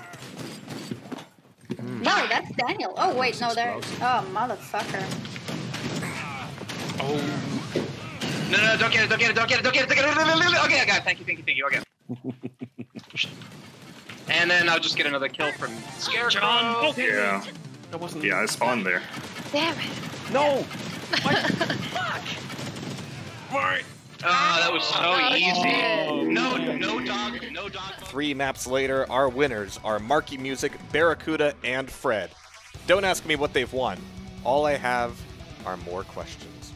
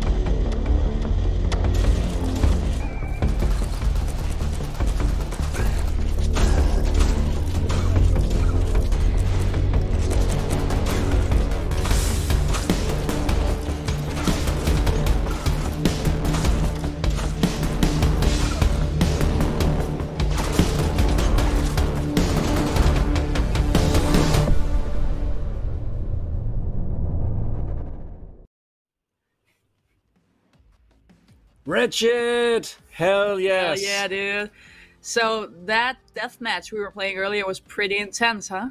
It was pretty fun, and I know why Mike was so silent on the whole deathmatch. What, You saw that yesterday. Someone was finally worse than him, and then you killed him afterwards? He died yesterday. Yeah, I know he died yesterday. I saw it with my own eyes. But yeah, I'm actually pretty happy that they cut out a little bit of my trash talking, because I remember distinctly yelling into the microphone at you that I would destroy your entire bloodline. But before I do that, we have another box of monsters to give away. If you want to win a crate of Monster Energy, because we are, funnily enough, sponsored by them. Let me show what people can win. And there he goes. There he goes. This is not scripted. This is actually like one more of these big boys here. Oh yeah, show me your big boys. What are they supposed to do to win this? They're supposed to write in the chat exclamation part. Fuck you! What are you saying to me over there? Monster. What? What? All right, Jacob will tell. What is it we're gonna? Hey, Jacob! Hello. So exclamation mark boomer. Exclamation mark boomer. He was like doing like at me, and I don't fucking know what he's saying, but exclamation mark boomer in the Twitch chat, and you might win this beautiful crate of Monster Energy if Fred will actually part with it. I don't know if he will. Absolutely. I had enough. You've had enough? Clearly. Really? Oh my right. god. So we have some other fantastic news. I hope all of you liked the little Rise of the Triad reveal here. So a lot of you can't really play the classic Rise of the Triad on any modern platform. So together with Destructive Creations and Apogee Software, we're making a completely new, from scratch, source port of Rise of the Triad that works on all platforms in widescreen resolution and classic mode, mouse look support, and finally, fully working multiplayer. And of course, as you saw, a Switch version and Xbox version and PlayStation version. And basically, you can play the classic Rise of the Triad on all platforms when it comes out early next year. But Apogee Software related, we do have one more surprise. And that surprise is a little game called Crystal Caves HD, a remaster of Crystal Caves coming out in October this year. That's soon. And speaking of old school, we have a mystery guest. A guy I know a lot of you remember from your childhood.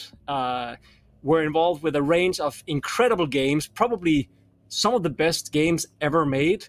Jihar, I'm not going to say more. I'll let you take it away from here. Hi, Jihar.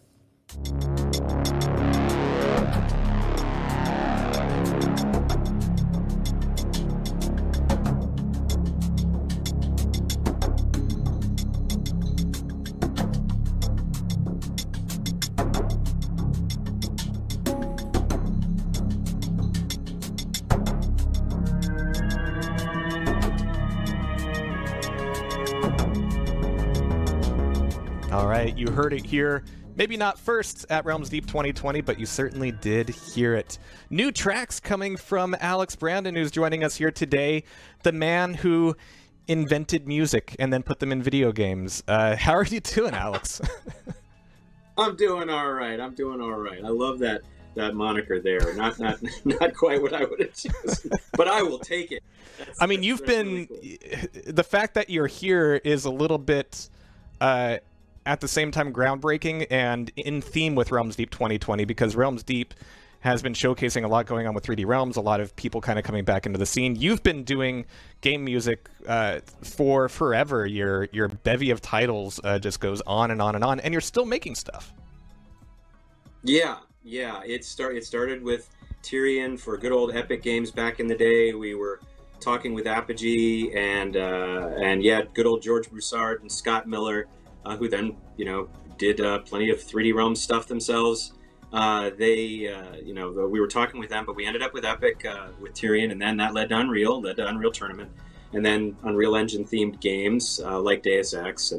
But now, just recently, Wasteland 3 just came out, and it is I'm in the midst of So In Exile is like hardcore wanting to make its players have a good experience. And I know that sounds like a corporate line. No, it's true. The head of the company is watching streamers and going, "Hey, Alex, this guy noticed this that broke in the game for audio, and you got to go." You know, we get, or the backers will come up with something, you know, from the funding for the project that happened way back in the day, and they'll mention something, and it's the same sort of thing, right? Like, we're still on as though we're launching every day, just to make sure that it's, you know, super stable and all the little quirks and kinks that, you know, can take place when you're going through the mad launch rush. We're trying to pick up the pieces here just so that it's nice and cohesive. And so yeah, that's what I've been doing lately. You do have some of the long view on that, being around as long as you have, and now, of course, any release is going to be much more real time as far as like getting feedback and responses goes, which can be a good and a bad thing. Are you still able to, you know, crawl into a cave and just coze without any outside interference? It's funny that you mention that. Well, I mean, you have to think of yourself. You know, there's healthcare, right? And that involves development, like updating a studio or playing. God forbid, a game, right? Like, no, never, ever. I mean, it's just like I'm sitting there, you know, I'm in Unity or I'm in Unreal, and I'm just sort of, you know, got head down in the trenches. I don't have nearly the same experience as when I sit down and play it, which I did for the first time, and I don't even remember how long for Wasteland, a week ago, and then that sort of kicked back into dev time, so I'm sort of shifting gears there. You have to just sort of say, okay, I'm taking this day off, I'm planning in order to be able to, you know, use the time for videos. You know, I've got a really sort of struggling and, like, you know, trying to crawl my way towards a few more YouTube videos and instructional videos towards synthesizers and VO production, that sort of thing. So those are good times to just be able to focus on things that I personally want to do, as opposed to, you know, being client-facing constantly. And I know the clients understand that as well, but at the same time, you know, game dev doesn't stop. You know, we got other stuff coming down the pipe for more sprints for Wasteland-based things that are coming, and so it's just, yeah, it's really cleverly being able to sit down and say, like, okay, production team, this is what to expect. Here's how we can back up. You know, if I'm absent, here's, you know, people that we can use in order to get these tasks done, that sort of thing. I think of all the things that you mentioned there that you want to get done, maybe you also need to write a book on how you manage that time, because that all sounds like very good advice that I'm awful at following. Do I still have the, yeah, right here. Oh, shit. This has been out of print for a long time. Wow. And this was 4. And it's one of the things about it, the things that I notice people don't talk about, and this is still true today, is personal relationships on a game team, trying to work with people that, like, and it still happens. You can get scared to say, hey, this doesn't seem right to me, right? Having said that, I mean, it still comes up, but on Torment, which is the previous In Exile project, Colin McComb was the lead writer, lead designer. I keep getting them mixed up. Anyway, he said, our team has something called Rule 0. Rule 0 is, no matter what, it may seem as though I'm pissed off, I disagree with what you're saying, or whatever, there is a fundamental respect. Like, you can tell me something, I'm not going to come back at you with, like, well, you're wrong because I don't like you, or if that does take place, call me out, because there has to be that Rule 0. That needs to be the foundation of how the team works. So yeah, that's part of what's in here, and that's part of you know, just like, I don't cover crunch as much, but I do cover just team dynamics and how, you know, if there's scenarios in a meeting, what potential responses could be, and that's what I get a lot of feedback from. You know, people are like, oh wow, it's not just tools and, you know, how to use my synthesizer, it's actually how to interface with people. Not enough people are talking about that. Which, especially in game dev, which is arguably even more organic and chaotic than film, that has to be like a constant back and forth conversation at all scales. I mean, you've been doing things for very large companies. You've been doing things lately for like some smaller projects as well. I don't even know where Wasteland 3 fits in that scale anymore. The lines are really getting blurred, but the same rules apply, huh? Yeah, pretty much. There can be smaller projects that have somebody that has a very abrasive attitude, and there can be small projects where you are working with somebody that is like the most respectful person. The Secret Lab, I'll name drop them. It's not really a name drop. I'll throw them out there. I'll help promote them. Like they're in Australia, like the nicest people. Like, you know, there was a point at which like I dropped the ball in a response to an email, and it's like, oh, I'm checking in, Alex, just seeing how you're doing, and I was wondering if you got the. And I might be. You should talk to some of my Australian friends. My Australian's terrible, but to Americans, it's great. Gets you by.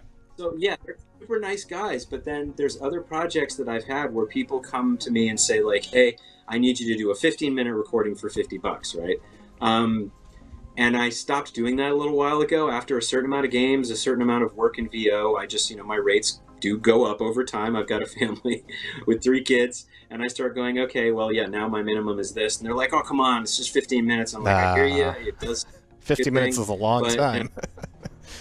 Well, I mean, when you have to edit it, it does, there's time that's on that as well. Right? So it's just, I'll say no to certain things, and people will just get, upset, or they won't come back. And I guess that's in some book about the power of no or something like that. But yeah, there's techniques for everything, and there's independent. It could be a convention. It doesn't matter what the effort is. When people jump into it, it can be so easy to look at just the process, just the initial inspiration for why you're doing whatever project is in the first place. But when problems occur, the tools that we have to be able to communicate about them and to be able to just sort of take a deep breath and say, I still don't understand what you're saying. It's just such a common social thing that goes towards actually everything in life. We don't learn about these things in grade school, so we grow up and we can either be assholes about them, or we can, actually study them or try to figure them out, or just be a little more chill, I guess. It's a good thought. It's a good philosophy, and it's one that's and it happened. Yeah, buoyed you for such a long time too. Oh, sorry.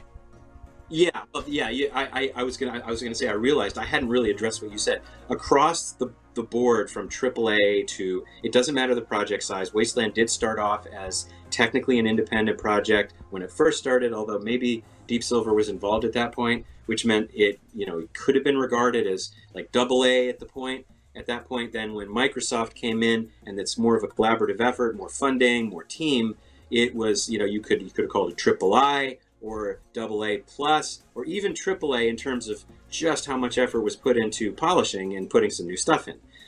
So yeah, like you said, the lines are blurred, but it doesn't matter. It could be a team of 2 or a team of 20, team of 200. And when it comes to the actual music, I mean, it probably doesn't even matter to you. I mean, you're not going to delineate between this is indie music and this is AAA music. It's all your stuff.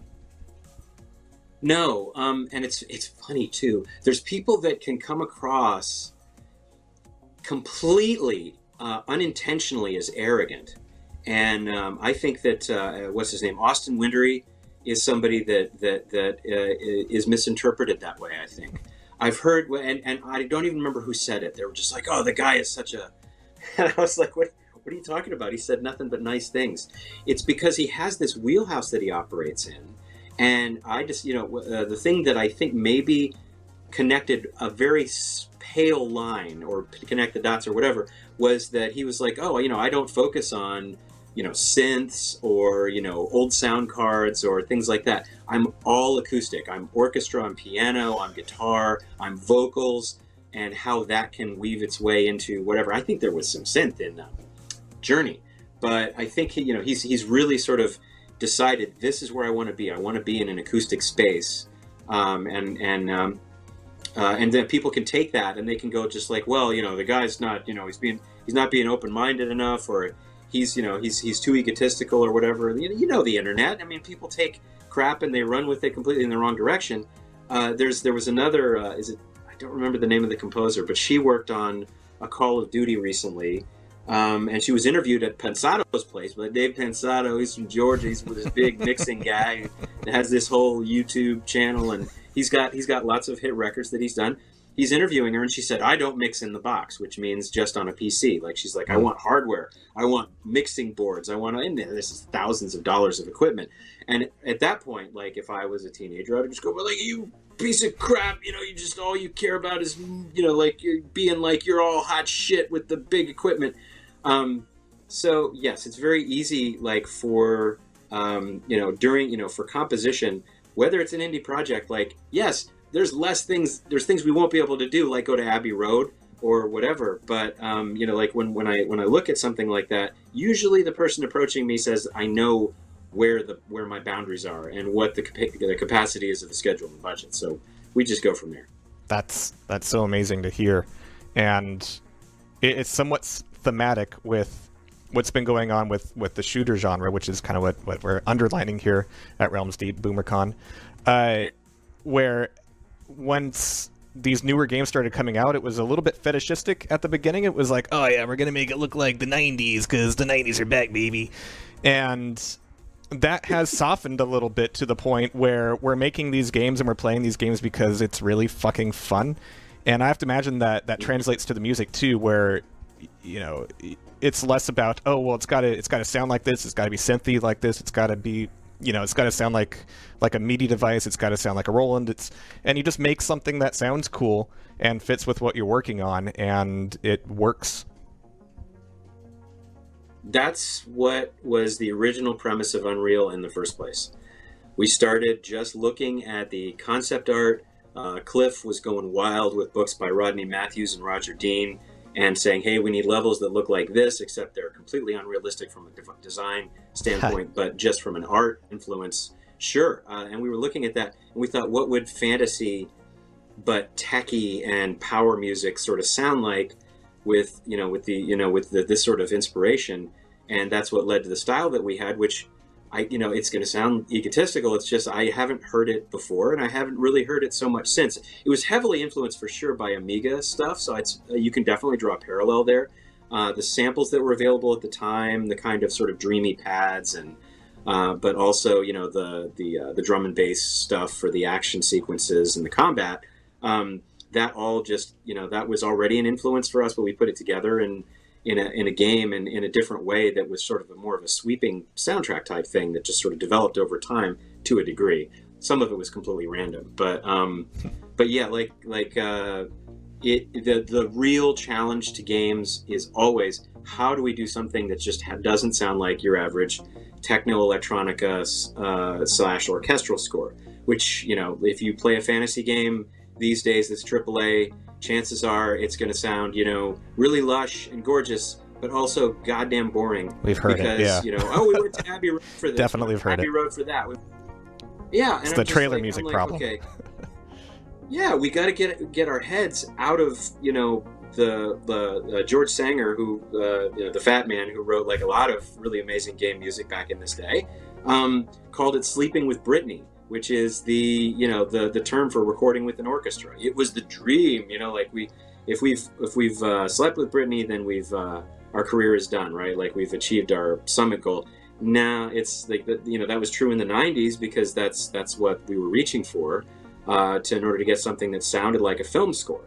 And of course now it's like, well, it needs to sound like a game, and what does a game sound like? Nobody really knows what a game should sound like, and there's lots of people that are experimenting with that. So. And it's the beautiful thing about kind of the, it feels weird to say the indie space, but kind of like this space in games is that there's so many different people doing so many different things and being relatively open about it, so everybody gets to crib off of everybody else. That's very much in theme with Doom and Quake and the way we all work with each other. And you mentioned generative music, which is, you're right that having something be interactive and discrete enough to work in the game is one thing. But on the other end of the spectrum, you're boiling it down to albums as too. You're still putting out albums. In fact, there's a new one, right? Yes, there is. Conspiravision. Conspiravision. Put out by Materia Collect. Yeah, it's based on Deus Ex, and it came about with Sebastian Wolf, who came to me at a MagFest and said, I want composers of game music, especially the classic days, to get the recognition they deserve, because we were churning these things out and we would get paid for them, sometimes less, sometimes more. But then the difference was, compared to films, you wouldn't have rights to a soundtrack. You wouldn't be able to promote a soundtrack. You wouldn't be able to get any residuals like writer's share or any of that stuff that was worked out in detail in Hollywood. And so he is like at the vanguard, a battering ram for really trying to break through all of that to make sure that we can go back and get some rights or do remix albums like this one and be able to have our fans in particular. I've been asked for an Unreal Tournament soundtrack for I don't even know how long. That is next on our list of interested things to go for remix albums or even releasing the OSTs. But Conspiravision came out in June, and it's going to be on CD, streaming platforms, and vinyl at the beginning of next year. Well, you can go vinyl even. Holy shit. That's awesome. Yeah. I'm gonna have to pick it up myself, and yeah, we'll make sure there's gonna be stuff on the screen. Maybe not right now. Maybe I'm just making this shit up as I go along, as I usually do. But yeah, we're gonna make sure that there are links to it. Go check it out. Go listen to it. Stream it. Download it. Get it on your turntable. It's gonna be good shit. Alex, thank you so much for hopping on here.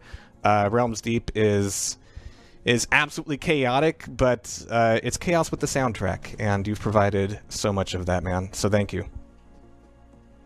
You're welcome. Happy to be here.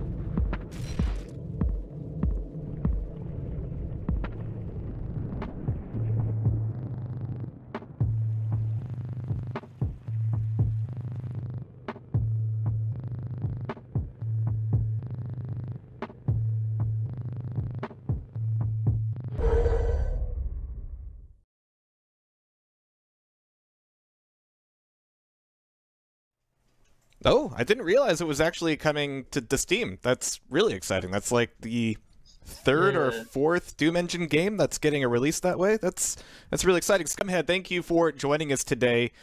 Shrine 2 has been available online for a little bit. I'm getting through it myself, and it has been a thrill. But maybe this is a little bit thematic with like what's going on with the game. where did this game come from? Like, the art is crazy. The environment is totally alien. Everything's weird in a very beautifully rendered way. Well, thank you. I'd say the art is just my own. I mean, I find very dark and gross things to be really comforting in a weird way. So this is just like my own little world here. So yeah. It is, yeah, there is like an element of comforting to it. Like the first thing I thought when I saw like some of the enemy designs, it's like, oh, it's like Baroque, the Saturn game, only you could like see where you're going.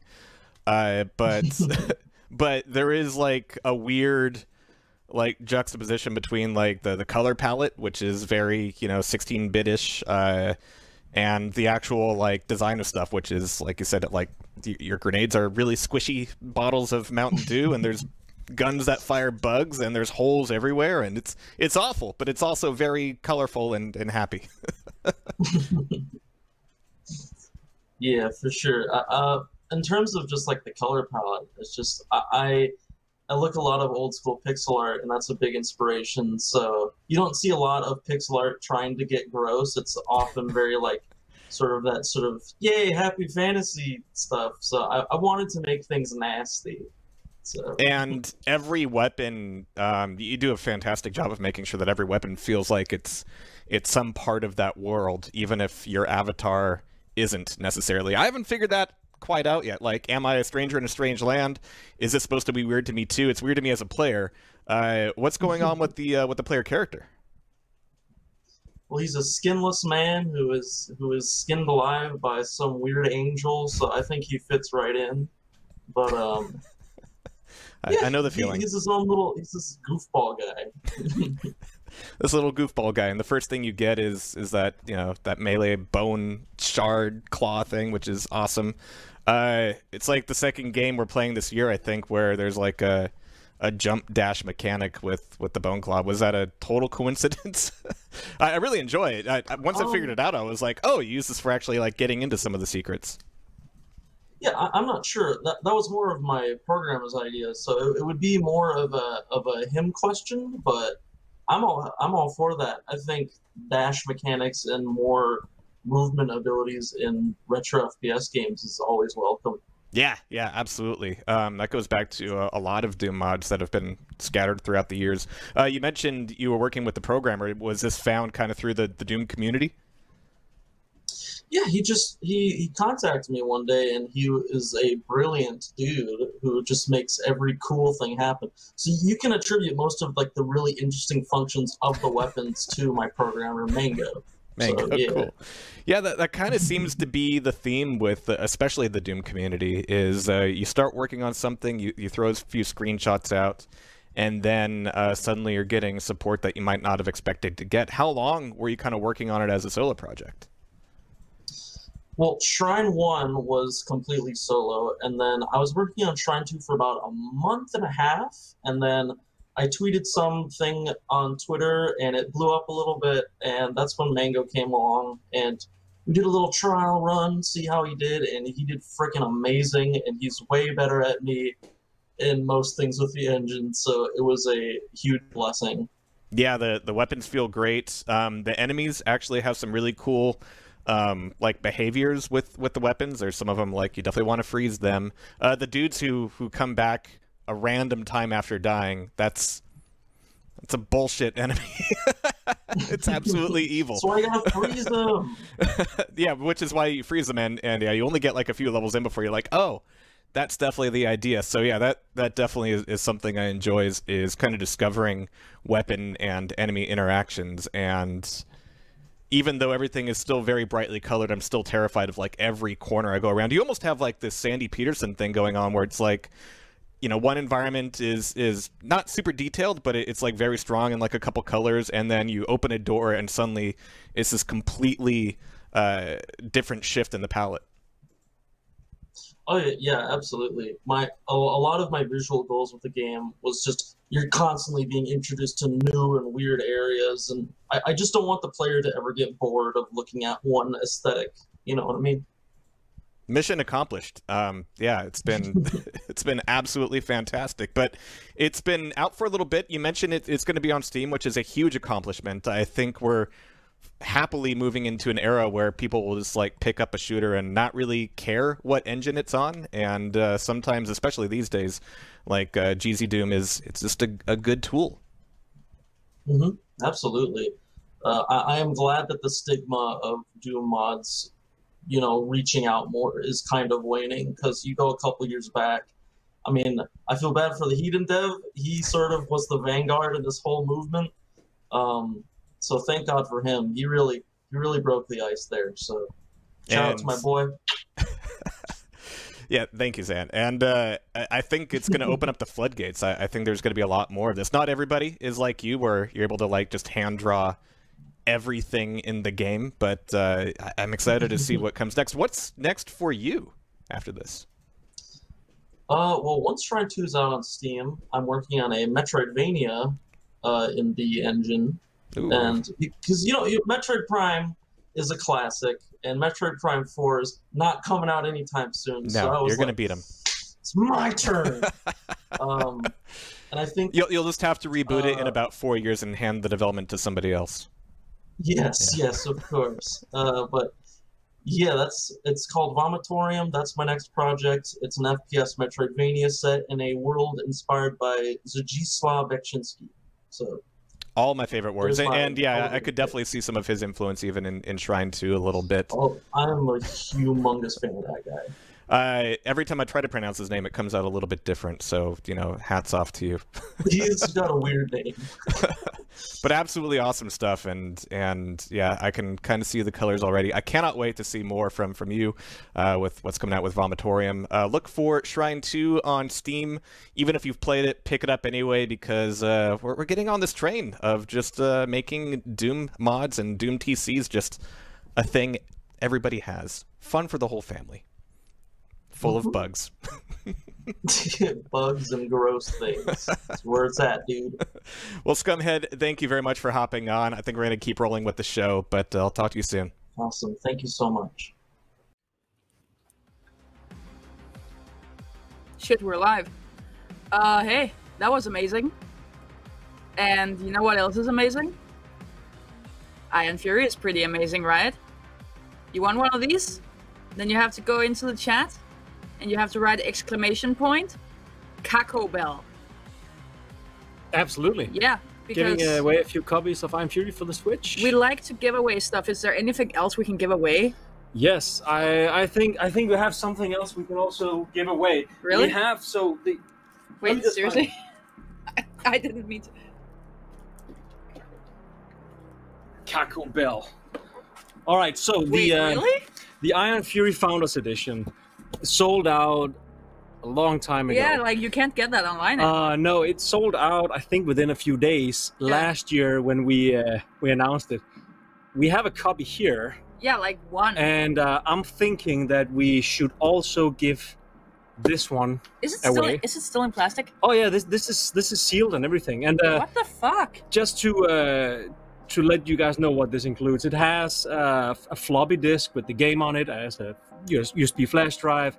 There's a soundtrack, physical soundtrack. There's an Iron Fury mousepad.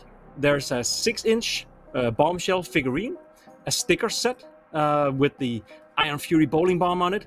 Then there is a GDF keycard. This is too much. This is too much. A3 poster and a lanyard. And yeah, what are we gonna say? What are people going to write on to win this? I mean, this is a pretty big box. So how about you guys write big box if you want to get this? Are we sure about this? Big box? Big box. Is that what it is? Yeah. Yes. All right, big box for Iron Fury Founders Edition. Holy shit. And then he just puts it away. Goodbye. And while you guys are writing that, I'll introduce our next segment here. We have some more news from Night Dive coming up right after this, and they have a lot of cool stuff. Before we switch over to the next Night Dive segment, We have one more giveaway. Were you about to say knife dive? Knife dive. Okay, the next planned giveaway are Wrath hats. They are pretty cool. One of them will have been worn by me. So if you want to get some Alex hair in there as well, you can win that. You have to write ! Outlander to get one of the Wrath hats. Can you also wear one? Show them. Be like my model. Absolutely. ! Outlander. Now you're ruining then your you get perfect hair. the Wrath hat. All right. All right, cool. You can take it off again. It's okay. Next up, we have Night Dive. Take it away. Your poor hair.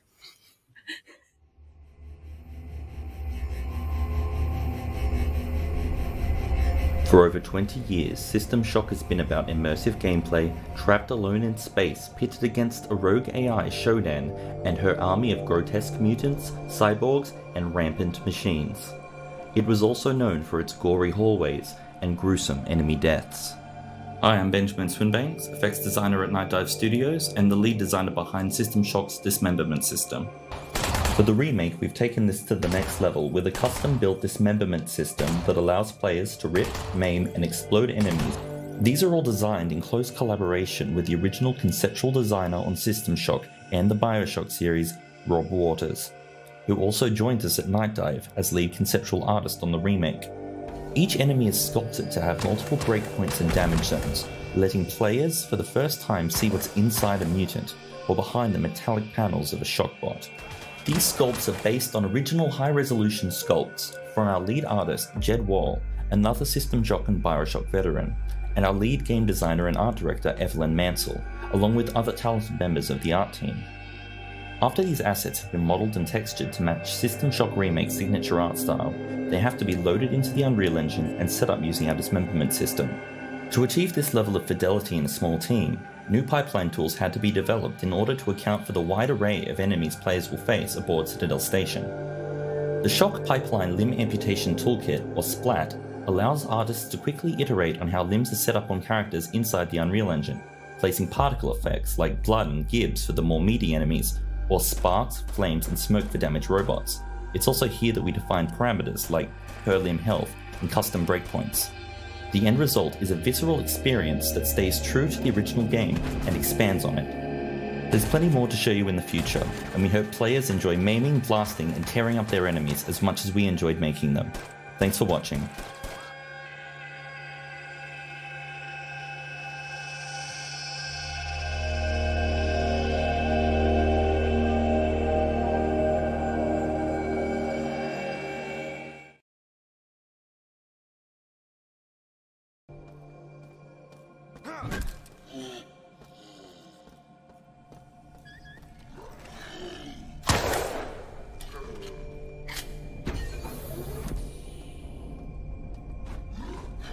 Hearing this, we have set up an operations base to assist in resisting Shodan. Come to Beta Quadrant. Find the medical research vaults have been turned into a radioactive bridge. You can bypass this bridge to the fourth bridge that operates off a nearby wiring panel. Any humans that can hear my voice, come to Beta Quadrant and make a stand against Shodan.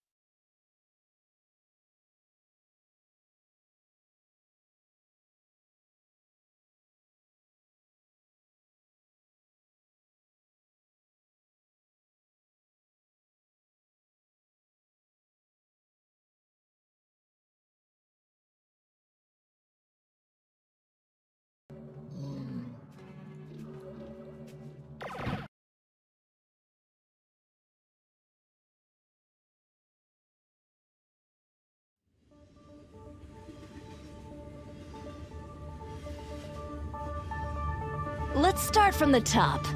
Name's Caroline, 27 years old, arms enthusiast, full-time mercenary, and girlfriend to a wonderful man named Athens Fetter.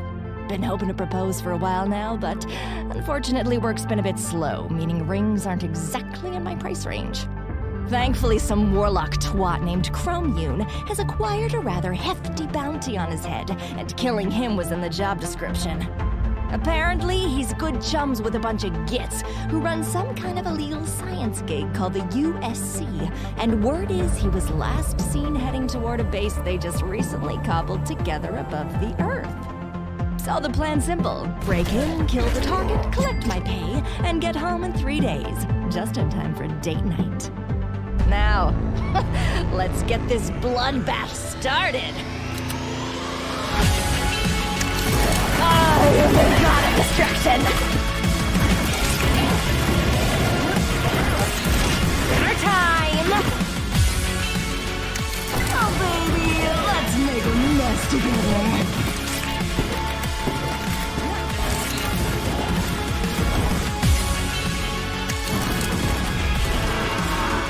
Bring it on!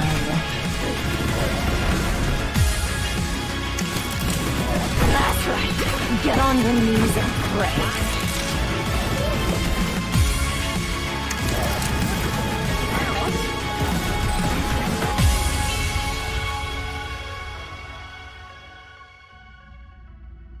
We reside on a placid isle of ignorance, in the midst of a black and infinite abyss, and it was not meant that we should wander far.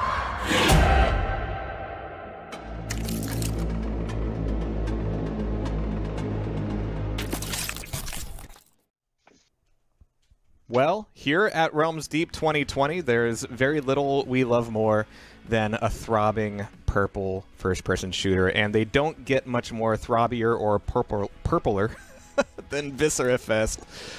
There's so much going on here, and the demo's out. It already looks and plays amazing. Osric, how are things looking for you right now? Chaos. Absolute chaos.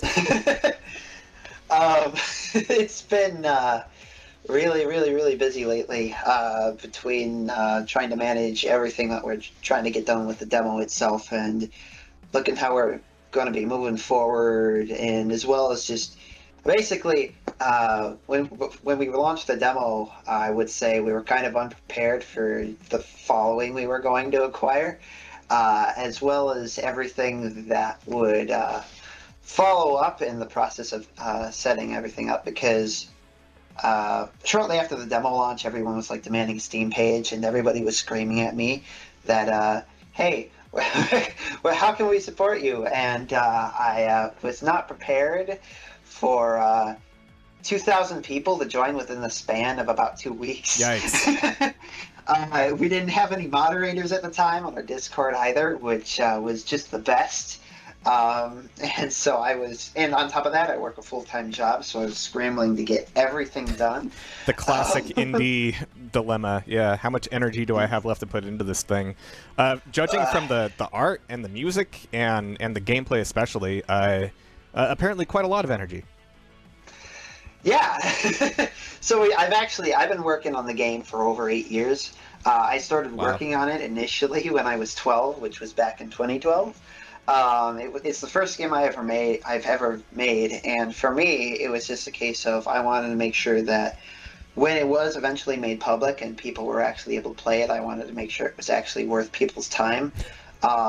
You know, and then everybody else started beating me to the punch with all the retro shooters, which was a great feeling. Yeah, I recall having like similar thoughts of my own a few years back, and yeah, all of a sudden it you know, everything happened at once, and it seems like it's all responding to everything else, but no, really, it's been this organic growth.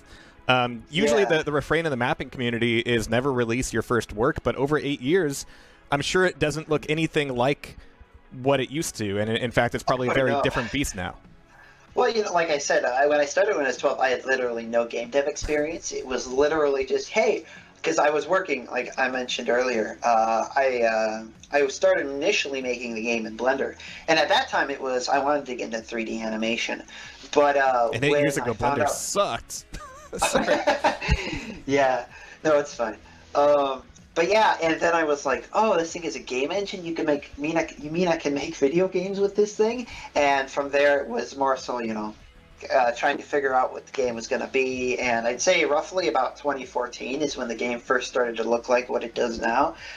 Granted, it looked significantly worse, and it played significantly worse. But like I said, for me, the big thing was always when I'm making a game, I want to make sure that it's something that's actually worth people's time. And so, yeah, it is my first game, but a lot of that, it doesn't feel like a first game, I'll say, because one, we've had a lot of time to garner feedback from people, because there were actually older versions of the game I had made more public, and on top of that, we've gone through some engine changes and a lot of other things and more people have joined in to help me out with it.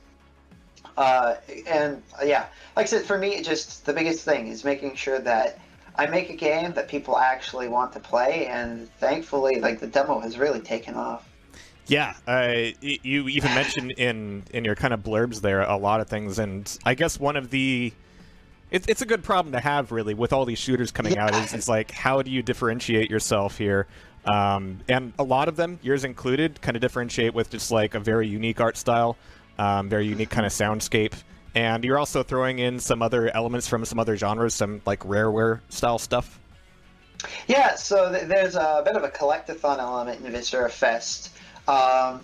So scattered throughout all the levels are these little things called Scullies, and when you collect Scullies, you'll earn credits, which you can spend in the hub space, and you'll be able to unlock things like modifiers that will change up your replays of levels. Things like, every time you kill an enemy, it will explode like a barrel, or things like, everything insta-kills you, or, there's some other stuff like cheats and stuff you can unlock through that. There's gonna be some, I'm even thinking about throwing in, you can see your legs in the game, you have 2D sprite legs. Oh, jeez. Yeah, and, I'm even thinking about throwing in, you'll be able to unlock some, different costumes for your legs and stuff like Mine that. are way too 3D. Yeah. But then, in addition to that, when you collect Scullies, if you collect all the Scullies in a chapter, you'll be able to unlock that chapter's bonus level, which is basically a level that kind of is a very blatant reference to one specific game. So for example, the chapter 2 bonus levels is just it's spoilers. It's one massive blood homage. I won't say what the rest of them are, but so that they are, and on top of that, they also have a boss that is a specific reference to whatever game that they themselves are a reference to. But then in addition to that, in all of the bonus levels, if you collect all the Scullies in all of the bonus levels, you'll be able to unlock an extra bonus level. Jeez. Yeah.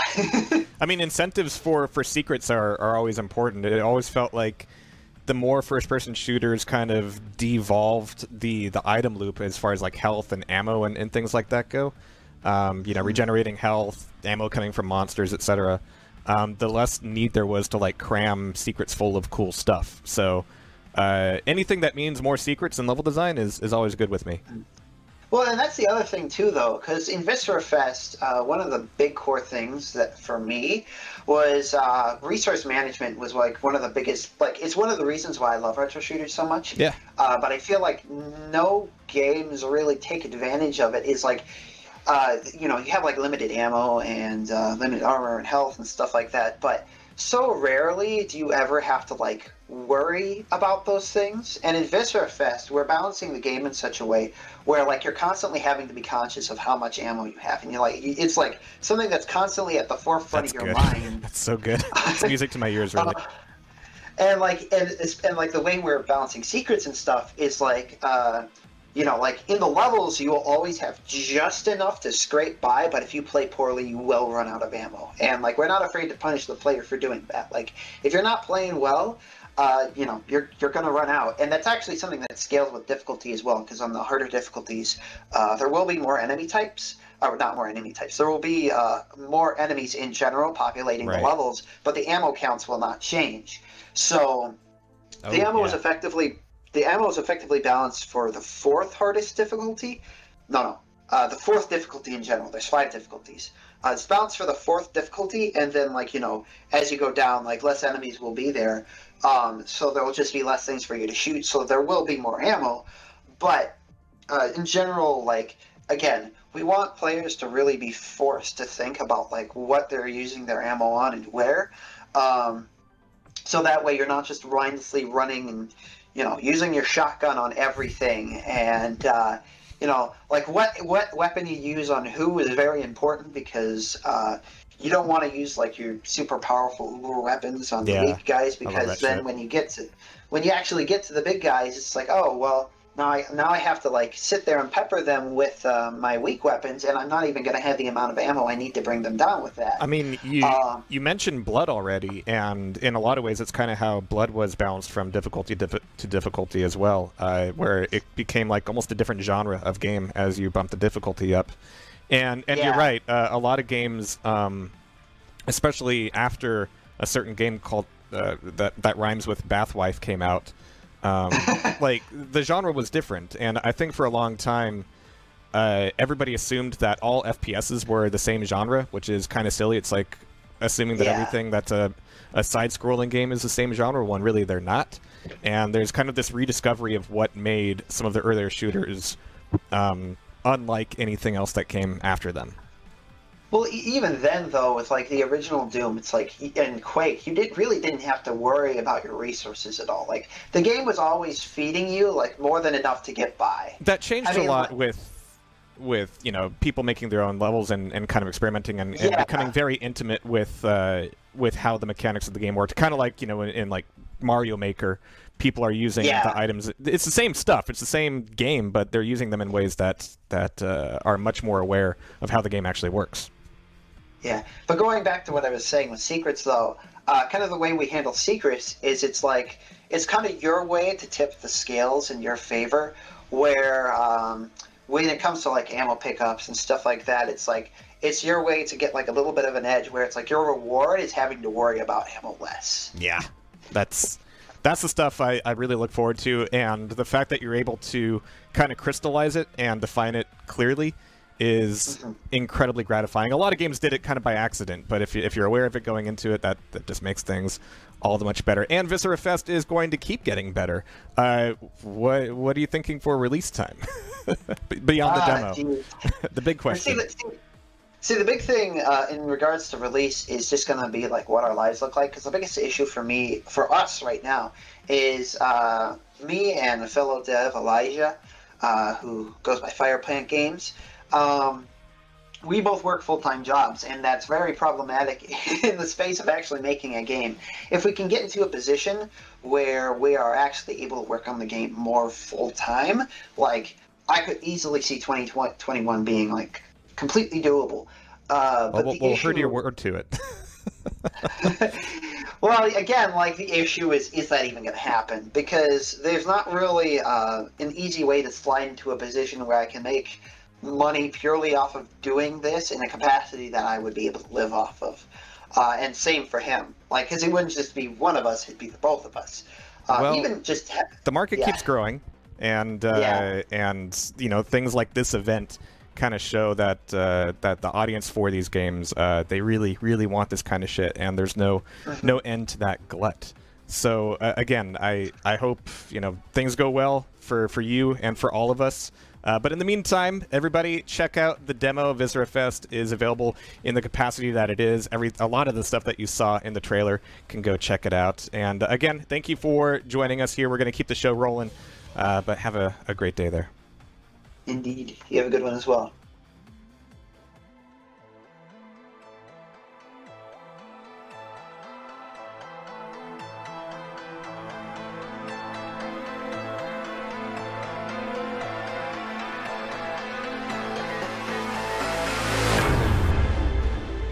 Welcome to Warfork.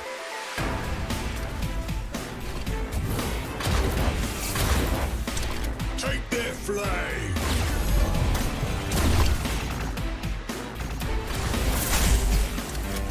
It's time to clash with the enemy.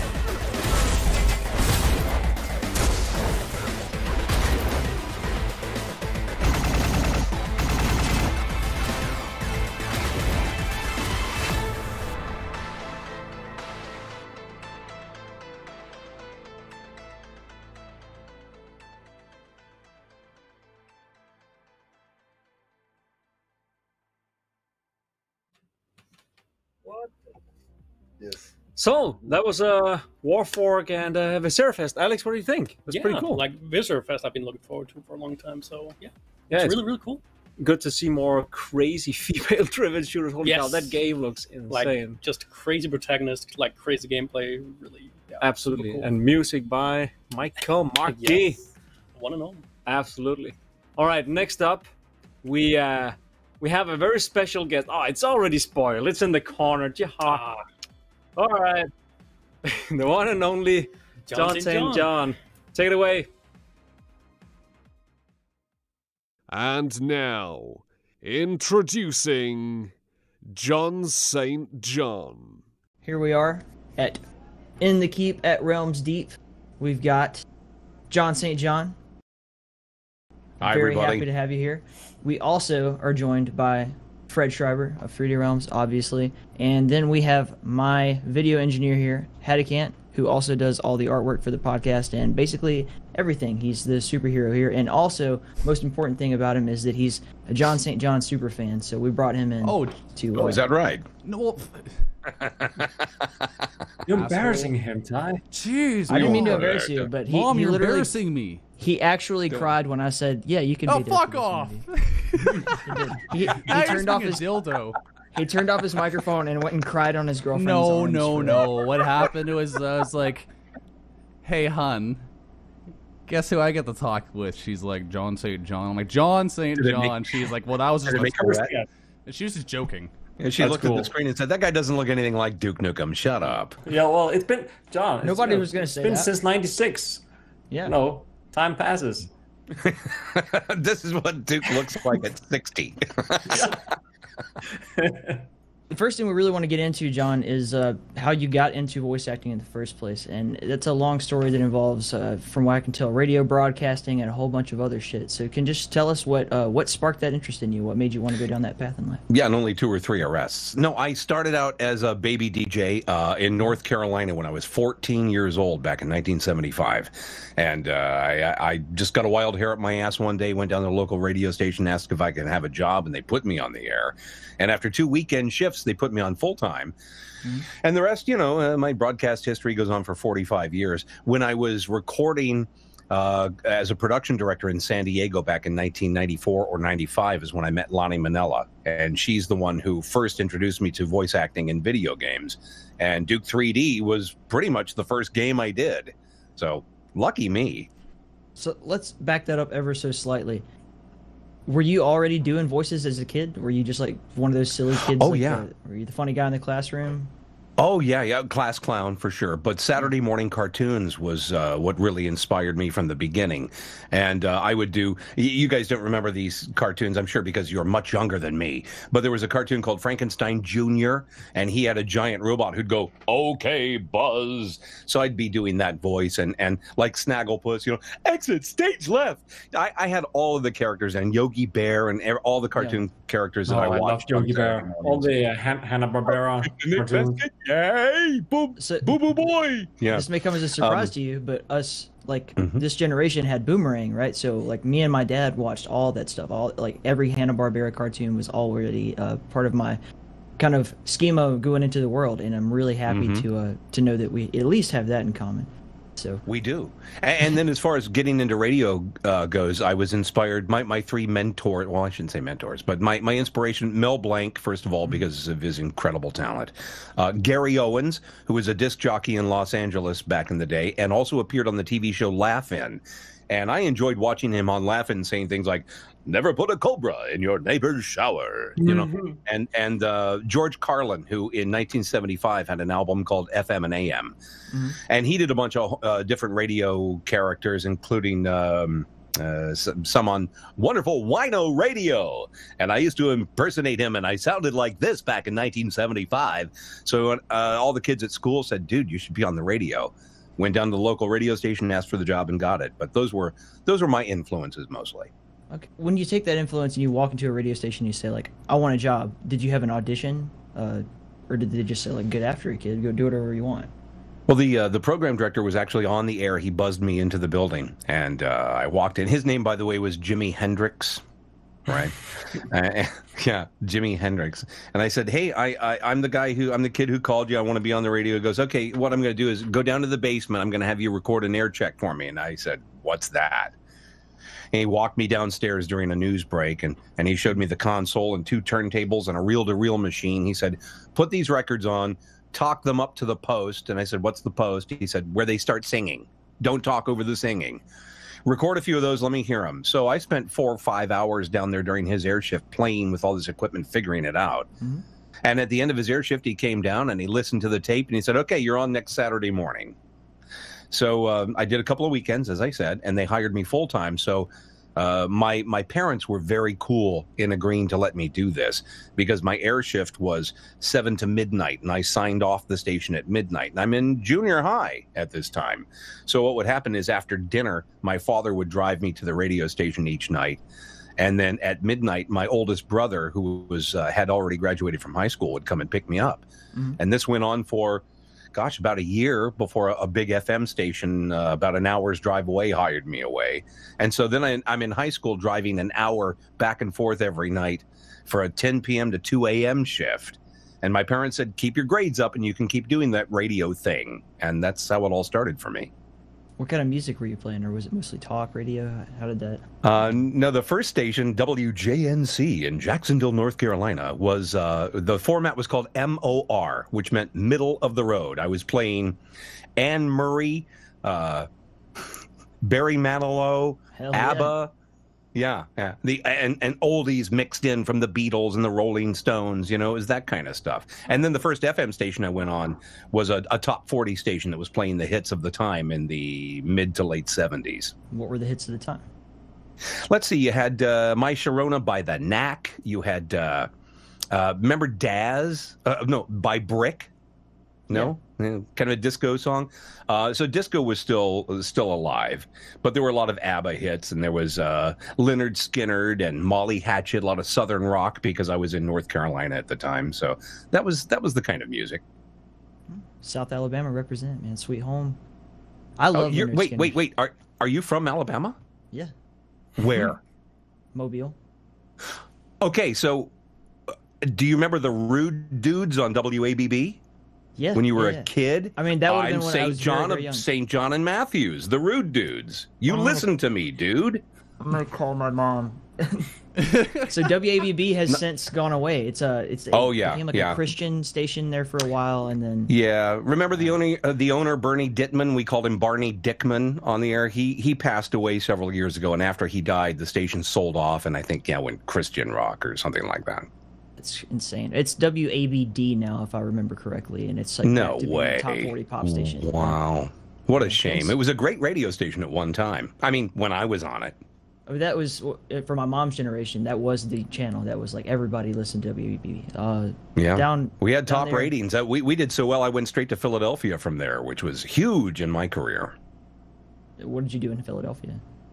In Philadelphia, I started out as the production director for a radio station called Eagle 106, and then a little while later, after our morning show quit, me and Danny Bonaducci did the morning show on Eagle 106. You remember who he is? Danny Partridge from the Partridge Family.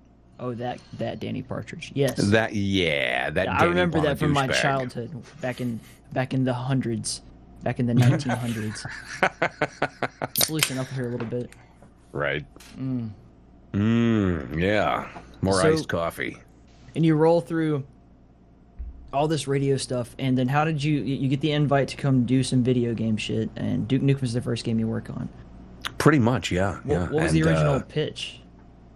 Lonnie Manella was in my studio recording an auto dealer ad, and just happenstance, she lives in San Diego, and I had moved out here in 1990, and so I guess it was early 1995 that she came in to record this spot, and I'm setting up microphones, and she launches into all these crazy, wacky voices, and I was really impressed. I went, "Wow, you do a lot of voices." She said, "Do you?" I said, "I do a few," and I got on my mic and I did a whole bunch of impressions, and she went, "Wow, you have really good vocal range. Have you ever considered acting in video games?" And I said, "What do you mean acting in video games? There's no voices in video games." She said, "Well, there's gonna be. There's gonna be." So Duke 3D, she goes, "I got this guy, George Broussard, out in Texas, who I'd like you to read for him." And we got on the phone the next Saturday from the studio with Broussard. And he said originally his idea for the Duke voice was to sound like, what's that actor? Charles Bronson.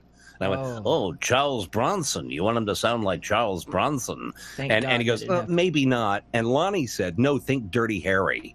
Yeah. And Clint Eastwood, I went, "Okay, so you got to ask yourself, do you feel lucky? Well, do you, punk?" And George said, "That's the right tone, but this character is all roided out." And I said, "Well, let me lower it an octave. Do you feel lucky? Well, do you, punk?" And he stopped me right there and said, "That's it. Lock in on that. That's the voice. You're hired." And it was that easy. So your ability to just respond to those cues has to have a lot to do with why you ended up where you are, man. Like, if someone could just describe to you, like, this is what I want, and you can immediately kind of bring that up in yourself. That really speaks a lot to your talent. Oh, well, thank you. That's very kind. I am one of those pain-in-the-ass voice actors who does not want to see the artwork of the character first, though, because I get pigeonholed into the voice I think is right for the character, and often the director doesn't feel it's the right sound. So when sides are sent out for auditions these days, I do not look at the artwork, and I request that they don't send it to me if they ask.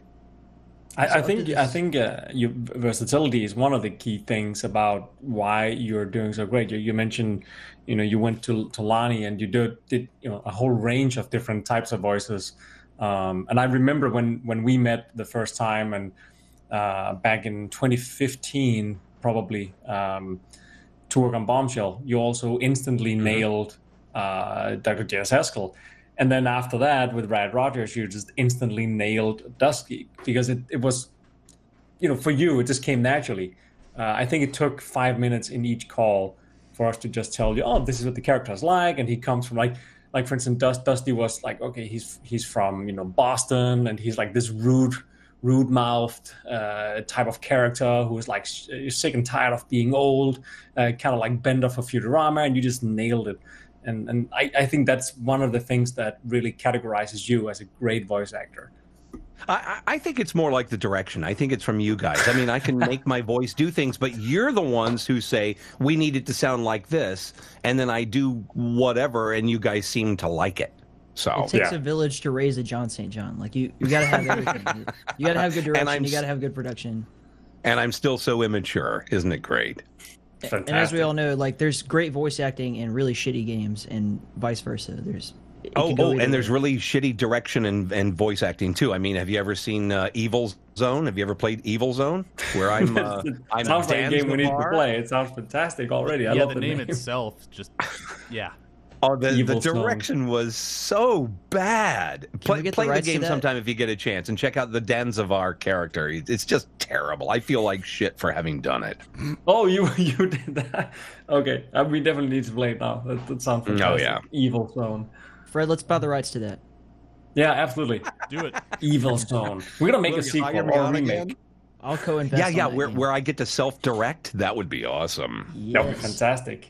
So, prior to this, were you a video game guy? Did you play games at all? Or was arcade stuff? I did. I played a lot of Duke 3D, obviously. I liked the Twisted Metal games, and my kids did too. And then I got to be the entire male cast of Twisted Metal 4. And that was the first game where my kids really liked something I was in. Because, Duke 3D was a little too intense at the time for them. They were very young. And even for me, when I was, 34, 35 when Duke 3D came out, my oldest brother and I would play Duke matches online, and it was intense. I remember my scalp crawling, and I'd be sweating, and it was scary and intense. Did you guys feel that way the first time you got into RPG games? I felt that the first time I played Duke 3D. Mm-hmm. Duke 3D was scary and intense for me because I was I was like almost 10, like around that age where you also start to watch horror movies and splatter movies and that. Duke Nukem 3D was like horror for me, horror and intense. It was, and then you play as this badass dude, so you get some confidence from that. Right. So round table of everybody's first Duke experience. My first Duke experience, oh my god, it was on a Linksys demo disc, and I played that at the age of 4. Thanks, Uncle. Wow. So long story short, he built us a PC back in the day, like a Windows 95, but Duke Nukem, the demo, was on there. So first time I heard, holy shit. And I was like I heard it from my parents, it was one thing, but to hear it in a video game when the only other game you played was like Super Mario World and Kirby, like first time seeing women of the, professionals. Thank you. Yes. That's the word. My first Duke game was Time to Kill with my dad. Nice. We played that game all the time. Well, first of all, good job, Dad. It really paid off in the end. But my mom was not happy about this. Yeah, it left a mark, dude. I've been on interviews on other podcasts where people ask me like, what was your first like arena shooter game like this? And PvP Duke Time to Kill with my pops. So yeah, this is a full circle for me, really, to come into this interview. Dad, look at me, here I am. Fun you mentioned Time to Kill, because that's one of the games that I never played as a kid. I didn't have a PlayStation. I was just a PC guy. My first games when I was around 5-6 years old was actually the very first Apogee games. So I grew up with Duke Nukem 1, and I got Duke Nukem 2 from my dad as a birthday present. And that was actually the first time I heard Duke Nukem, which was Joe Ziegler from 3D Realms. I'm back. Yeah, who is still here. And it actually sounded pretty good. Like that was the first time I heard a character talking in a video game. Joe Ziegler saying, "I am back." Talking about existing back then, you want to know where my video game experience first started? Was in 1974. With Pong? In North Carolina, Pong was among them, but in an arcade called Putter's Palace. It was an indoor little mini putt-putt golf thing, and half of the building was arcade games. And my favorite was, remember Defender? Yeah. Where you... Okay, and then what was the one where you had to spin the dial real fast and shoot into the geometrical figures? That was Tempest. Tempest. I love Tempest 3000. that. I was going to say Yar's Tempest Revenge 3000. for a second there. So for me, it all started out as arcade games specifically, and then my first console game at home was the TurboGrafx 16. Anybody remember Legendary Axe? Yeah. Yep. Oh god, TurboGrafx. Yeah, it was fantastic. Jared, you have to do this with me. Oh, you're right. Make eye contact. Ready? We're not worthy. We're not worthy. Thank you so much. Do we Stop clap again? groveling. I hate when you grovel. Stop groveling. All right, everyone. Have a fantastic night and day, and wherever you are, I'm gonna go to bed.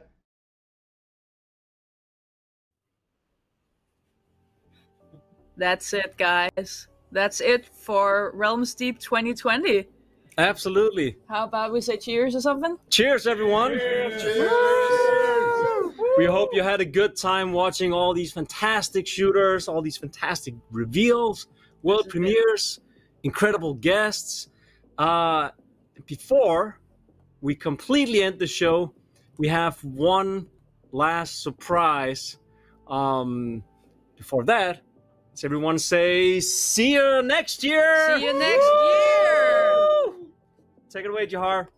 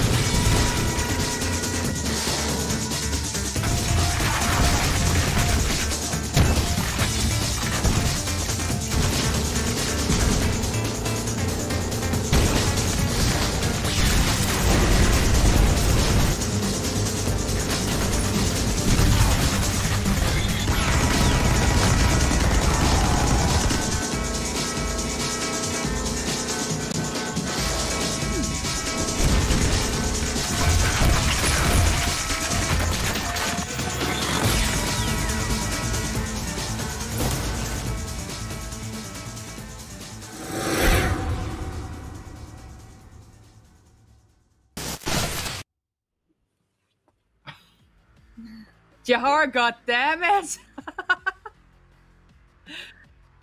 No, Yeah, man. but you have music playing right now, right? No. Yeah, no, this we're live. Aww. We missed you guys. I No, don't think but we're yeah. live. All right. Real goodbye. Bye-bye. See you next year. Bye bye. Bye.